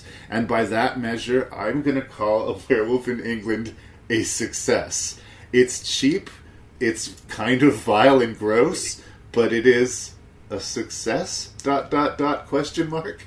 Now, the first thing I would like to say about the movie, cutting straight to the point of the werewolves, is that there's a very strange way that the werewolves seem to move and go about themselves. Perhaps both of the actors do it, so perhaps, like, they were told to do this, but they seem to do this, like, these strange, like, knee bends and hand movements and, like, large, like, open arms, almost like they're an idle animation in a video game, some sort of like type of video game character about to be clicked on, who's just like moving back and forth, like ready to, like, doing some sort of motion repeatedly. Or another way to do this, because immediately after we saw this, Charlotte and I both went up and tormented her mom with our impressions of the werewolves in this movie. And without being able to sort of just recapture it that way, it reminded me of some of the bad rotoscoping in Bakshi's Lord of the Rings. Some people, the overly bendy, twisty, sinuous movement of characters. Somehow, the werewolf costumes were creepy enough looking like costumes. But the movement, we laughed so hard when we saw I was literally on the floor. They moved. And that is kind of the key to this movie, which I've learned was apparently intentionally a comedy, by the way. It was trying to make us laugh, and I get the feeling, my verdict on it is the most I can say is it is somewhere between, and there's a huge area between the weirdness of someone like Tommy Wiseau, who has no idea what he's doing, and a Joel and Ethan Coen who understand. This guy is halfway, a lot of room between The Room and if the Coen brothers made a werewolf movie. But whether it's intentional or unintentional, this filmmaker is different. He thinks about things differently. And from the moment we felt the zany weirdness and we loved it. Yeah, I mean, he has his own vibe. And he's not telling jokes. He's not going, look at how ridiculous he is. He's just riding this very specific aesthetic. And if it hits you the right way, you will find yourself laughing as much as you are like, who's going to get it next? Or what's the next bit of exposition? Like, yeah, the character work is kind of clumsy and some of the acting is weird. And yeah, you're right. The floating sort of werewolf effecty, sure. A dude gets shat upon by a werewolf in this movie. I have never seen that in a movie. I don't know why exactly it happens. I don't know what that choice came from. And it's not like addressed or explained. Not that it could be, but I'm just saying that happens in this movie. And it was one of a dozen things that I just couldn't have anticipated. And if you're making a no-budget monster movie, this is where you score points with me. Show me something I haven't seen before. Even if it's really weird, even if it's like super out there, as long as it still fits somehow in the vibe of your movie, great. Bring me that. Yeah. Everything that Unearthed wasn't, this movie was. Yes, I really, that's exactly what I was saying earlier, because, like, for me, what really makes a movie great is not just, like, a character development or story, but, like, nuance, like, show me something new, exactly what you were saying, the way we looked at, some of the earlier movies, they were just aggressively average and generic, and there was nothing like really defining about them, but there was just this feeling about a werewolf in was it England? Yes. Werewolf in England that it was just, there was just something so surreal and dreamlike about it, almost like it wasn't like made for our like consumption. It was made for the consumption of some sort of almost human creature who wants to grasp like the humor of like the human race. The way that it was just so like new in that it spoke to me in a way. And especially what I really liked is this certain scene where our one of the blonde main characters, whose name I also can't remember, Lady with Baby, right? Yes. She managed to not only stab a werewolf through the stomach with the flat end of a broken chair leg, but also somehow split through its skull with the also flat end of the cover of a vent, which I found very strange and whimsical, because I wouldn't imagine, like, let's say. Yeah. I wouldn't imagine being able to take a painting and being able to split father's skull with it. And yet she could. Yes, it was Your father will show you the classic motion picture From Dusk Till Dawn, and you will learn that vampires are made out of soft rubber. You can punch right through them, apparently. I guess every movie has their own rules with which they will go by. But you're right, in some scenes the werewolves are incredibly intimidating and powerful, and in other scenes they kind of die pretty easy. But I don't think it's that kind of movie. I kind of like the vibe. I also have some good news for you guys, since you seem to like it. There's a sequel called Werewolf Castle. It was released in 2021. I haven't seen it, so I can't vouch for its quality. Same director, so... Well, the director, Charlie Steeds, he's very prolific, and the people who like this say he's done a lot of other good movies, even though he's actually trying to make those weren't intended to be comical. So there's one called Death Ranch, for example, or The Barge People, about cannibal mutants, and I've seen the trailers. I'm intrigued. I'm definitely... Or Vampire Virus is another one, and I'm very intrigued by these. I would say, to Charlotte's point, I'd go further. That strange... almost human being isn't just the intended audience for this film, it's the maker of this film. I think we were intrigued from the credits because he chooses these big, puffy, colorful pink and orange credits that make you think 1978, 1979, that don't quite go with anything else. And even though you say there are no jokes, the first time we were thinking, this might actually be good, we're won over. Again, only 5 minutes in, is one of the characters' remarks on how the storm is getting worse. And they're outside. It's a bright, sunny day. And it was just a budget thing, obviously. They wanted to have a line about the storm, but he went with it. The writer, director, editor, costume designer, because he does everything. Everything decided to go with it and just have them make several comments about how bad that storm was getting as they head down the sunny lane, and it was awesome. There is something to be said, too, about somebody who is able to get their very specific vision on screen. Like, someone else might have directed this script and it would have looked and felt completely differently. The Coen brothers talk about directing as being sort of guiding and establishing tone. And that's the thing that this guy has. He doesn't have the money and he doesn't necessarily have, like, amazing actors at his disposal. But he's got a vibe. And I agree with you, Brandon. I am on board. I want to check out some more of this guy's work. Maybe this is the one that, like, laughed louder than the others, but I'm intrigued. And there's just something about this distinctive vision finding the screen. It feels almost like an odd lost 80s movie that's just too weird to exist, right? But it's not. It's a very recent movie. So take away wherever you want to. Maybe it deserves it, but it makes up those points for personality. Personality goes a long way. Speaking on the point about the fonts, it kind of, maybe this is just a simple comparison, but like it kind of reminded me of how you use like a graphic design app and you'd there'd be something wrong with like your cursor, how it deals with the app, how you wouldn't be able to like change like the font, so like you have to go with whatever's given to you. And that's almost how it felt like he was stuck with a strange default font for his credits. Yes. Get to the hell with it. And yet, I will say, I think I might even like it more than you, Larry, because I will say that I think it had one hell of a story structure. And the reason I say that, you can tell me what you think, Charlotte, by the end I cared about the characters. I actually had come to like the characters. I'd come to care about them and be invested in the stakes by the end. And I think that's got to be story structure that gets us there, because I agree the performances are terrible.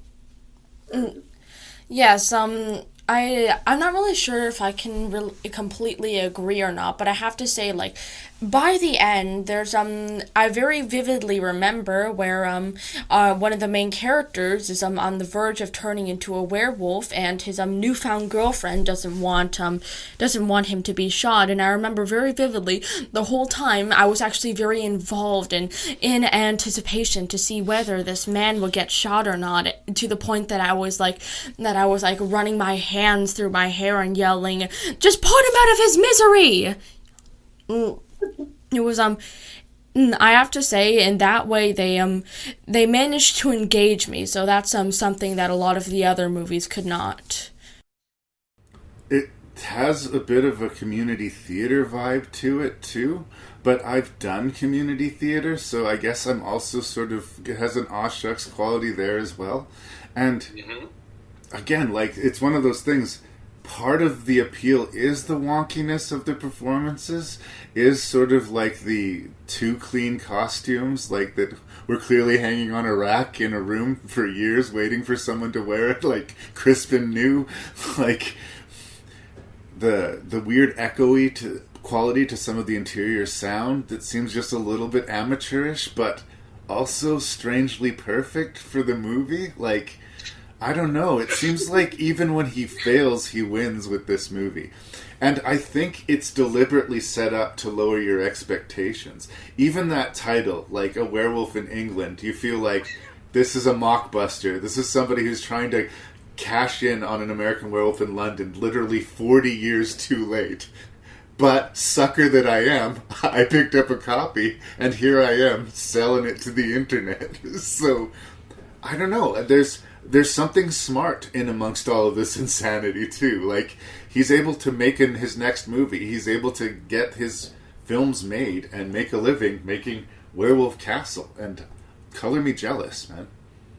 It just occurs to me now, Larry, this director, who, by the way, is much closer to Charlotte's age than ours, this director who is still in his 20s, has made enough films that if you ever want to do a Charlie Steeds themed rank and review, it will already be possible. Hey, congratulations. I mean, they might not all be a werewolf in England, but so few movies are, right? It's a good movie when there's literally nothing like it. Well, but even then, I was looking more into it. The people who like this say, no, he's done a lot of other movies that are good in the sense this is good anyway. So this still may not be a movie I'd recommend, because not everybody is going to go for what this movie is serving. But I don't feel like it's apparently a fluke in his oeuvre. No. If you like what he's serving, there's more where that came from. Sweet. And I don't know, this is the pleasant surprise that we're looking for. This is why we suffer through Indigenous and Unearthed, so that we can find a werewolf in England. It was so worth it, let me tell you. I don't... Oh my goodness. Again, rephrasing what I said at the beginning, I think I truly did not know what I was stepping into when I was given this opportunity. You might have gone your whole life not seeing this movie if not for Rank and Review. Oh yes, definitely. It's opened my eyes in many different ways. You're welcome.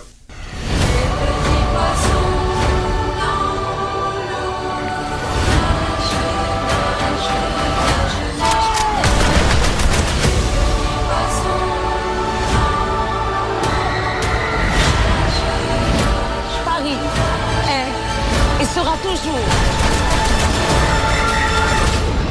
une fête, une immense fête.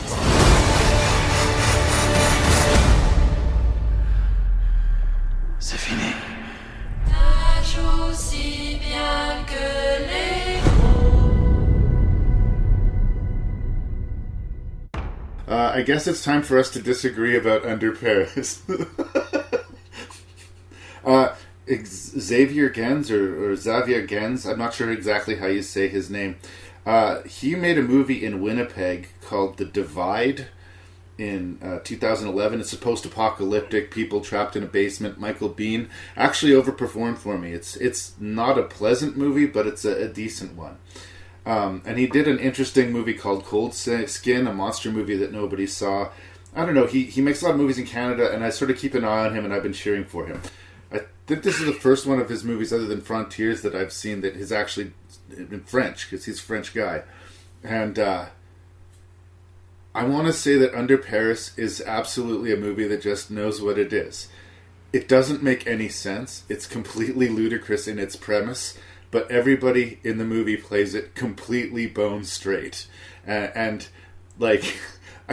you either have to go one way or the other. You either have to, like, openly tip your hand and wink to the audience, or you have to play it so impossibly straight that the audience doesn't know to trust you or not anymore. Yes, there's a scientist. She's studying these super smart sharks. There's a tragedy that starts the movie, like there is in so many other horror movies, and she finds that this super shark has placed itself in the Seine in Paris, and it turns out is rapidly multiplying. And of course they're cleaning out the Seine. The Olympics are going to be hosted, very topical to the release of the movie. And how are they going to prevent the sharks from wrecking the Olympics and eating a lot of French people? Okay, maybe I like it because a lot of French people get eaten by sharks. Maybe I like it because I have this default shark thing. Like, I'm terrified of the ocean, but mainly because of sharks. The idea of sharks just... Ugh. I can walk any path in any forest. I'm not worried about cougars or bears or anything like that. If I put my toe in the ocean, I'm thinking about sharks. It's a thing for me. I understand that they're just animals, but I also understand that there's no reason to not utilize them for horror, because they have these huge toothy smiles on their mouth, even when they're not eating. They just swimming around showing you how evil and dangerous they are. So until I saw Under Paris, I didn't think that there was anything competitive with Deep Blue Sea for a shark movie being so unabashedly over the top, ridiculous, that you just have to roll with its punches and accept it for the lunacy that it is. I was able to do it for Deep Blue Sea. I was able to do it again here for Under Paris. Are there things in it that are a little bit distasteful? Yeah. Did you guys pick up on like that, the one woman who was the big environmentalist who was trying to save the sharks? Were you getting a little bit of a vibe of, what's her name? The environmentalist teenage girl that's turning the world. Her name is slipping out of my brain right now. Greta. Yeah, it's actually Greta. People say Thunberg, but Thunberg. Yeah, Greta Thunberg. Thunberg, yes. I felt like it was maybe a cheap shot at her. Like, I don't know if I'm making that up, but it got into my head and then I couldn't not see it. In that they went out of their way to show us how naive this young teenage girl who was going to save the world were, and then go out of their way to punish her for it. Charlotte brought up something similar to that in a previous review. I found that a little bit strange and distasteful, but the movie's way too ridiculous to take seriously. And I don't know, that ending, the third act definitely goes places that I did not see the movie going. It surprised me. I mean, maybe it's just because it's in a bunch of pretty mediocre movies, but I had a lot of fun with Under Paris. So much so that when I saw it, I took a much worse movie off of this list so that we might talk about it.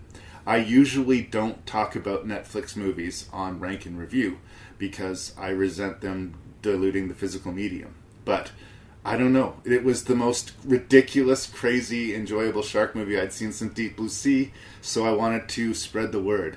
And don't take my word for it, but I spared you from a B movie called Swarmed that is much, much, much, much worse than this. So, talk me down. What's wrong with Under Paris? Now, I must say, after watching this movie, I went upstairs, I sat down on my mother's bed, and I quoted the main antagonist of Monster, Johann Liebert, by saying, "I truly thought I'd reached the darkest of the dark, but ahead of me, I saw a darkness even greater." Okay.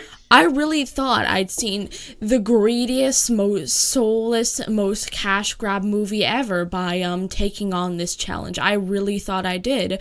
But then I witnessed Under Paris, and now I must say there are many things that I did not like about this movie, but I have to say the one thing I would really like to address the most is the idea of the woke, blue-haired LGBTQ environmentalist character. Now I know that all these old timers are all out here saying that this generation takes way too much offense to everything, but I must say she may have been one of the most offensive characters to my generation in media that I've ever met before. As I was watching this woman's whole villain speech, and it is framed as a villain speech the way when this character addresses all her followers, her deluded followers. Sorry, go ahead, Charlotte. About saving the sharks, all I could hear was a bunch of old men in the audience talking about how youngins these days don't know what's right and what's wrong. It actually genuinely killed me the way they destroyed her character and shamed her in the most brutal way possible for simply wanting to try to have an attempt to salvage the environment, because apparently caring about the environment is woke and uncool, and I find that deeply annoying. And again, I agree that they were probably making that kind of weird statement, but it was so clumsy and ridiculous that I just couldn't take it as seriously as you did. I just thought it was ridiculous and over the top, and just how ignorant they made her character. It was, you couldn't take it seriously. I actually found a similar thing with the mayor, the woman that was like, the Olympics must go on, I don't care how many people will die. It was just like, no, but I don't think the movie was, it's not a smart movie. Can we say that? Well, and in fact, this is the thing. I agree with Charlotte that this young environmentalist was a libs of TikTok fever dream, basically. But what she showed with almost all the characters is not being very smart. So many of the characters are not very smart, and the longer this went on, without the movie seeming to notice how not very smart all the characters were, the more I became convinced that the writers are not very smart. Not simply that they think we are not very smart, but they are not very smart. I mean, you compare it to Deep Blue Sea, and I would say, how dare you mention it in the same breath. The obvious difference, though, even if you like them both, you'll admit that each goes for a very different tone. As you said, you can go two ways. And someone might enjoy Deep Blue Sea because Rennie Harlan strikes that winky tone throughout, the silliness of Sam Jackson's speech before he's eaten, versus, this was deadpan serious. And maybe if I was in just the right mood, I would have loved that such a stupid movie was so deadpan serious. But it just somehow missed the mark. The utter earnestness of everything just felt dumb rather than mocking how dumb it was. The idea that there's this ancient World War II ordnance stacked beneath the bridge in central Paris that's still set to go. All the bridges. Yeah, and that they knew about it, but they just didn't do anything. Well, but even how the ordnance goes off, because we've heard there are these shells, unexploded ordnance, and the shark somehow makes one shell bump up, it falls, the trigger on the end is compressed because it's working more like high explosive armor piercing ordnance, which I don't know how anti-tank shells got in the Seine, but in any case, the little button is compressed, it explodes, and that kind of shakes the ground enough that more shells go up. They fall. The ground is shaken more. I'm not sure of the physics of this. And suddenly every bridge is blown up and Paris is flooded at the end. And right, like, can't I just go with it? Why do I not find that funny, like a werewolf in England? But it was instead, because of the completely unblinking serious tone, simply annoying that by the end Paris is flooded and full of super sharks, and I ought to love an outcome like that. But the idea that the infrastructure of Paris, both the military, the government, all of the apparatuses, their best efforts ended with Paris being conquered by super sharks. I don't know. I don't think the establishment wins either. I don't think anybody... Well, I guess the sharks win. I don't think that the movie's smart enough to be making a statement about it, but I don't know. Whereas you guys seem to take issue with it, I laughed at it. Yeah, everybody does stupid things. Everybody does stupid things in Deep Blue Sea, and they're supposed to be these amazing scientists, right? The whole conceit is, ridiculous, that the sharks that have these... can produce, thousands of offspring? Just so we can... Through parthenogenesis, too. That's right. And then, all of the swimmers just swimming, and then the camera following them, and you just see them sinking beneath the water as they're being picked off by the sharks. I don't know. It was ridiculous. It was knowingly ridiculous, but it wasn't being played that way, and because of that, I found it amusing. And not to mention the fact that the reason that these sharks are larger, they have parthenogenesis-like abilities, they're just able to flourish in fresh water.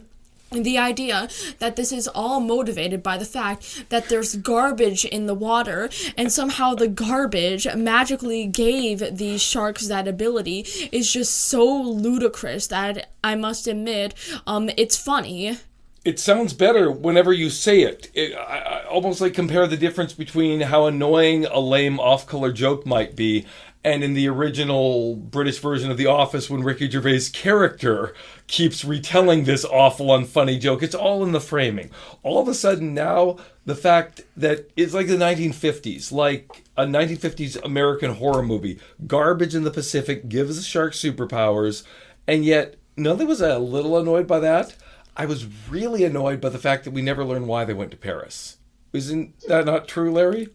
Why did they come from the Pacific to Paris? No, it was just acknowledged that's where she was because they were tracking her, but they didn't seem to question it at all. I don't even think we heard the sharks were tracking the scientist lady, and why would they be? Well, she said that nobody questioned why the beluga was in the Seine, because that was a big news story when they got a beluga whale in the Seine River, right? except there are belugas in the Atlantic. This shark came all the way from the Pacific to where she was. So hearing that the shark had a psychic connection to her, that would have been fine. And the movie's done worse before. What I really hate about it is, like, at the beginning, they had, like, an almost environmentalist message with, how, like, the garbage mutated the shark, but, like, they just... I don't understand where they were even trying to go with that, because the whole point of the blue-haired woke character is that she cares about the environment to an extent that's like kind of like parody-ish, and like it's confusing because like they were establishing like an environmental term and like to get like sympathize with sharks because it's not their fault that they're like this, but then their other point, like halfway through the movie, is that this shark is evil and bad, and this young gay person just doesn't realize that. Okay, but then how can you explain to me, Larry, and maybe the problem is a problem with me that I wanted an explanation, why was it so deep in the catacombs beneath the sand that when this character was killed, the shark came shooting up like it was doing the classic great white attack move of being submerged 100 feet? Because that's what it said in the script. Why did the shark jump into the moon pool and pull Samuel L. Jackson into the water? But that could happen. The moon pool is deep. The moon pool's deep. These are catacombs under Paris. We've heard they're just like 5 meters at most. So why then, after the shark jumps out, gets the blue hair TikTok libs girl, and then everyone falls into the water, somehow being splashed, water coming out from the wet area has this attractive power that drew all these people down into the water. I'm going to accuse you of overthinking this. I mean, that was what I did too, but Charlotte, can I wreck a movie from 1978 for you? Piranha, the original Piranha. The way that they defeat the piranha at the end of the movie is our hero swims under the water and releases a bunch of pollution into the river that kills the piranha. Just the vague idea of pollution. Pollution saved the day, right? It's a different time, so this is a different monster movie, but it does seem like a perverse remix of the Piranha formula, and it's French, and it's big, and it's loud, and it's dumb. I mean, plus the production values of this movie. I thought the sharks actually looked pretty good. I mean, I know we've had some pretty embarrassingly bad creatures in this list, so the comparison's not exactly fair. Yes, obviously it looks better than Sharktopus, but it actually looks good. Like, it's not good enough. I think that the sharks look good. Oh, and in terms of the cinematography, maybe it looks too good. I guess what I'm really getting at is the movie didn't prepare me for what it was. Because the opening, I actually thought it would be a good movie. For the first 5 minutes, the footage of the garbage patch, the dead sperm whale they find, it looks so good, but it's shot in such a nice, clean, conventional way. So you didn't have the cues in A Werewolf in England, like even down to the credits to say, okay, this is this kind of movie. They prepare. It's more like, do I like cotton candy? Sure. But if I go to what looks like a nice Italian restaurant and I hear that I've ordered the ravioli and then they pull out cotton candy, there's going to be some disappointment and confusion there. But imagine it this way. You go to the fanciest restaurant in the city and you order a hot dog. This is what you're going to be served. Yeah, another thing that really made me angry, and there are a lot of things that make me angry about this movie, as I'm sure you're both realizing, but, it did exactly the trope that I hate in every single action-y horror movie I ever see. Like, they did the thing where the male lead and the female lead end up falling in love, and the most motivation, and the most weird, inconspicuous, like why are they even in love? I didn't even know this was supposed to happen. What hints were we given this whole time? Type way. Like he hit her early on. They just randomly she touched his hand, and then 5 minutes later they were making out and holding each other. The trope is called trauma bonding, when they have no reason to get together other than they just survived something horrific. So now let's kiss so we can roll credits. Sure, but I think that the movie's guilty of way more things than that. But I don't know. I think if you know that you're stupid, it's okay. It's not presenting as stupid, but I do think that the movie knows it's stupid. Hopefully, I really do hope so. Okay. You were just missing that absolute knowledge of it. Yes, it's not even really, for me, it's not even really, like, the, mainly, like, the, how the movie presents itself and the critique itself, but, like, how I feel towards it based on what I interpret. Hey, if it rubs you the wrong way, it rubs you the wrong way. I'm not going to begrudge you that at all. I mean, sometimes a joke hits you funny, sometimes it doesn't, right? Can I also say I did want more of a bloodbath with all the swimmers at the end, because as far as I could tell, at the very end, the very last scene, we discovered that all the baby sharks have survived. But in that one scene, it was just the one shark, because we're supposed to believe at that point that only the mother shark has survived. So it was just one shark picking people off, and most of them were getting away. I was saying to Charlotte, if this movie does one thing right, it will allow 1,000 sharks to kill 1,000 swimmers at the same time in the sand. At least give me that. And so that was where it really squandered its last goodwill. Yeah, we were really hoping for, like, a final bloodbath. It wouldn't even redeem itself, but, like, it's not like I'm opposed to seeing, like, millions, not like millions, but, like, a crap ton of swimmers just destroyed in, like, one whole genocide. Something on the level of the ending of The Substance, that level of blood, like that. Of course. Let's see, which again, it always keeps its cool, the seriousness. It was dumb, but not dumb enough to drench the Seine in the blood of thousands. Well, I don't think I'm going to convince you guys. Is there anything else you want to say about Under Paris before we get ready for our ranks? Well, not really, to be honest, because it wasn't that it wasn't a noteworthy movie like we're seeing. It's just like, I don't even know what to say anymore.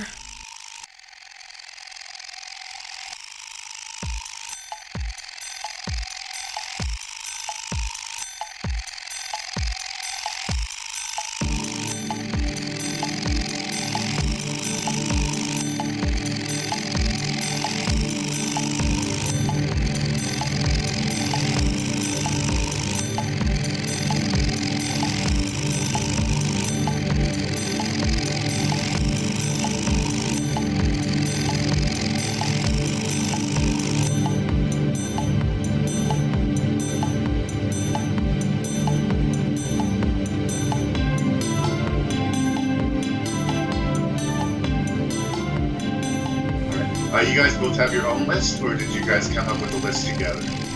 We both have our own lists. Perfect. Charlotte, since this is your first time on Rank and Review, would you mind going first? Sure. What was your least favorite of these 6 amazing creature features, and why? Well, this may sound a little harsh, but I'd have to say Indigenous. Okay.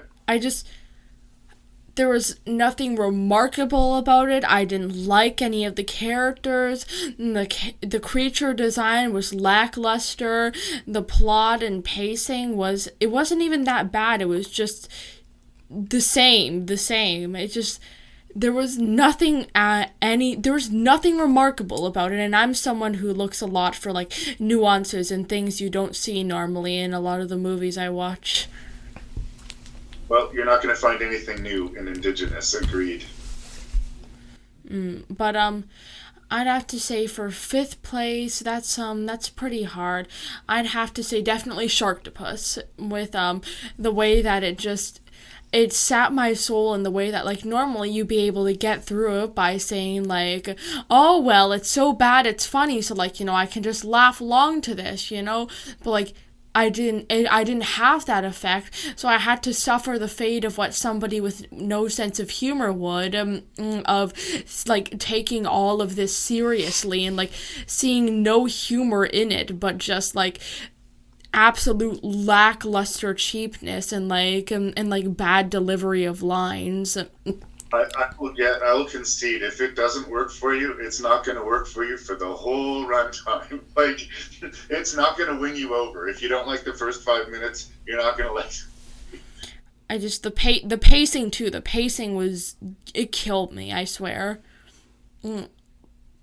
As for fourth, I'd have to say, of course, ranked on top of Sharktopus actually is Under Paris. Now, Under Paris, the way it was filmed isn't bad, and the CGI wasn't bad, which is just like the minimum for all of the movies that I've been shown.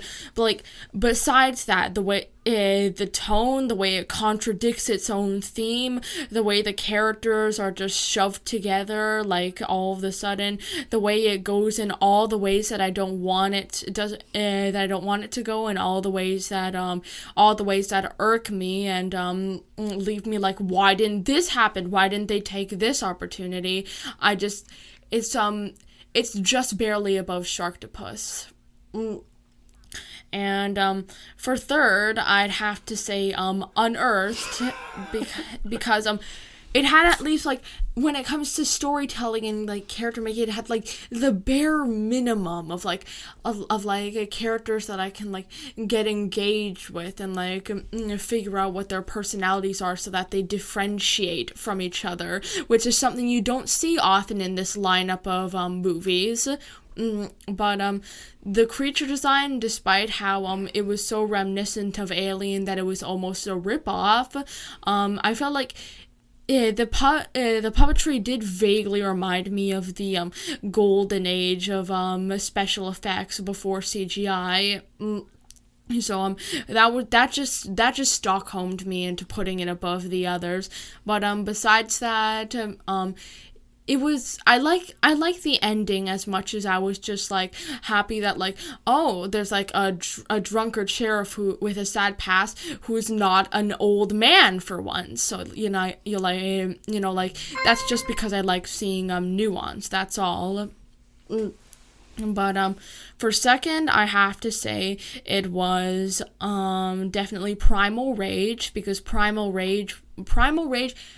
It had at least the bare minimum and a little more. It was like an actual movie with like an actual like a budget and actual effects, and like it was a movie which was good, and I like that. And it was even more surprising because like, you know, the creature effect, like this the special effects, just like the costume, the gorilla suit, as Father says, it was just really impressive and something to like leave like a memorable, lasting impression in my mind. You know what I mean? Which is really nice. But I have to say, in first place, it has to be A Werewolf in England. Like, just the euphoric way that it somehow had like both a good plot flow and the worst like plot flow I've ever like had like the pleasure of like perceiving in my lifetime. Was just like, it was so like, I didn't think it was possible. It was amazing, almost awe. I was almost in awe, like just like how new and strange and drug trippy this movie was. Like, it was like an acid trip, but like with werewolves, and like that's pretty and in England, which is pretty it was definitely in England. It was just a movie that we know that this be in England. It was just so. It had this strange charm to it, and I don't know how to put it into words. Well, I love that you put it at number one, though. That's awesome. I'll only say very briefly that I basically exactly agree with everything, that I would put Indigenous at the very bottom for its utter forgettableness. The only slight difference is that I would put Under Paris next, because it just annoyed me very much. So it annoyed me even more than Sharktopus, which also for me somehow puts Unearthed, which is a terrible movie, is still now third on my list. Just the layers of terrible compound. And then Primal Rage has a great gorilla suit, an interesting Bigfoot concept, and A Werewolf in England is genius. So I sign off on that list, basically the whole thing. Wow. Okay.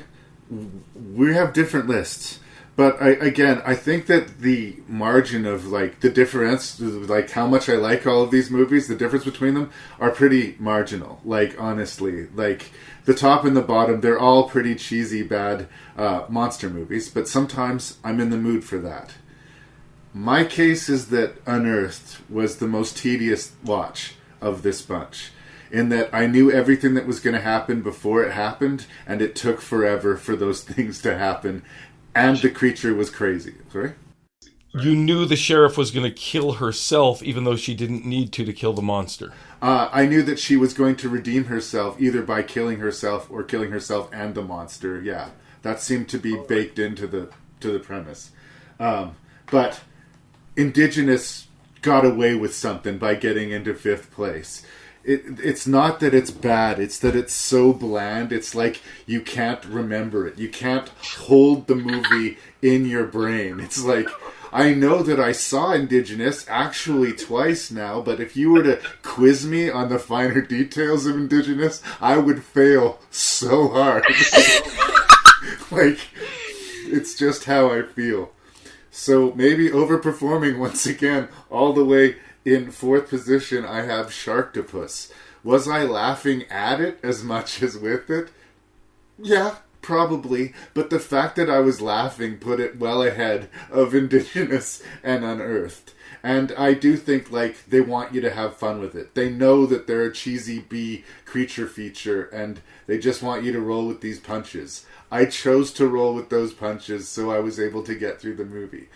I have fought these types of movies in the past, and it has made an 80-minute movie feel like it was 3 hours long. So maybe I've just been defeated by cheap shark movies. Or maybe cheap shark movies are so bad that Sharktopus actually stands out among the crowd. But there it is. In 3rd place, all the way in 3rd place, I'm putting Under Paris. Because of how ridiculous it is, and how straight-faced it is. It's a premise and an execution that are completely opposed to each other. But somehow, I don't know, it becomes this absurd, joyful thing. I mean, yeah, some of the politics in poor taste, yeah, probably. It's got a little bit of a tin ear that way. But a lot of French people are eaten by sharks. And again, that is something I can get behind.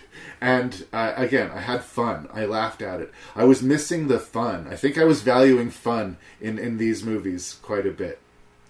2nd place, giving it to Primal Rage. I think because I was in such a long quest to find this movie, this like Bigfoot movie that I can pretty much full on endorse, even Exists, which I like. I have to be careful who I recommend it to, because a lot of people hate the shaky camera. And if you can't do the shaky camera, Exists is going to not work for you.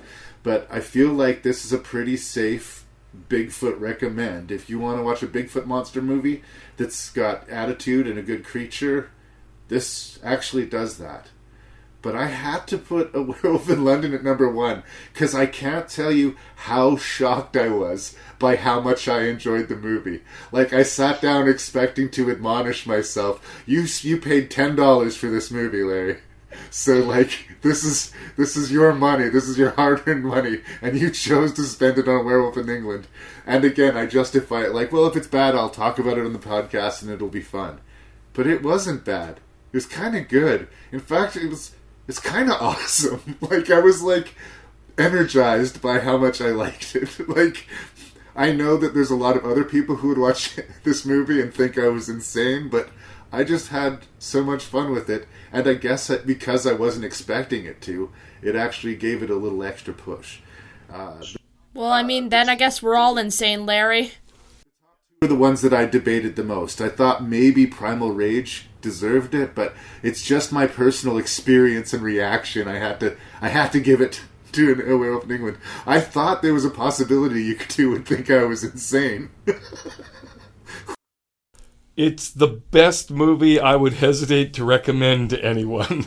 That's what I'd say about A Werewolf in England. By far. Perhaps it's only for a certain group of people. But it is it ever for them? Yeah, no, and I feel it's unsung. Like, I don't feel a lot of noise around this movie, and if anything, like, let's contribute to that. Let's get more people to check out this movie.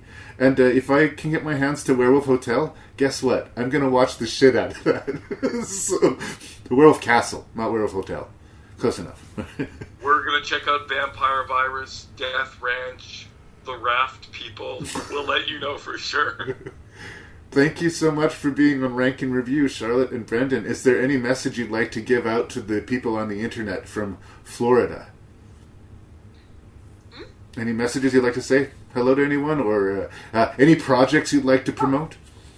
Like, say hi to anybody I know? Sure.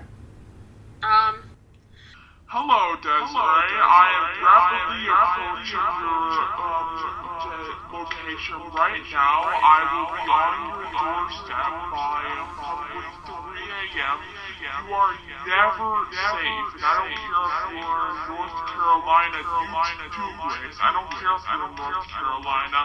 I will find you, and I will get you. All right. Sending some love, some positive vibes onto the internet. Exactly. Did you have anything to add to that, Brendan? Can't top that one, Larry. Thank you so much for having us. For It's sure. always such a pleasure. There's lots of love coming to you from the Great Plains of Canada. Believe.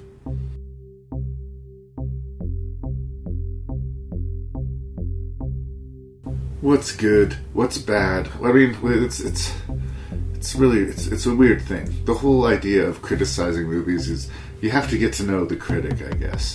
If you've been listening to my podcast for any amount of time, you kind of get my vibe. You'll understand that sometimes I recommend a movie because it's just pitch perfectly made and acted and executed, and sometimes I like a movie because it made me laugh. So send your feedback. How would you rank these 6 creature features? Let me know what you thought. If you have anything to say to Brendan or Charlotte, I can forward that information to them. But send your information or your feedback or anything you have to say to ranknreview@gmail.com. ranknreview@gmail.com. Check out our presence on YouTube so that you can listen to the podcasts and perhaps tell me what your rank is. Leave a comment, leave a like, maybe subscribe, help people find the show. Check out Jason Dubray's podcast, The Shelf Shedding Movie Show. And big thanks to my American friends, and I hope to hear your voices again on Rank and Review and, in the real world. Thank you for lending your ears to Rank and Review. This is your host and random Canadian Larry Parsons saying thank you for being here. Have a great rest of your day. And avoid Sharktopus.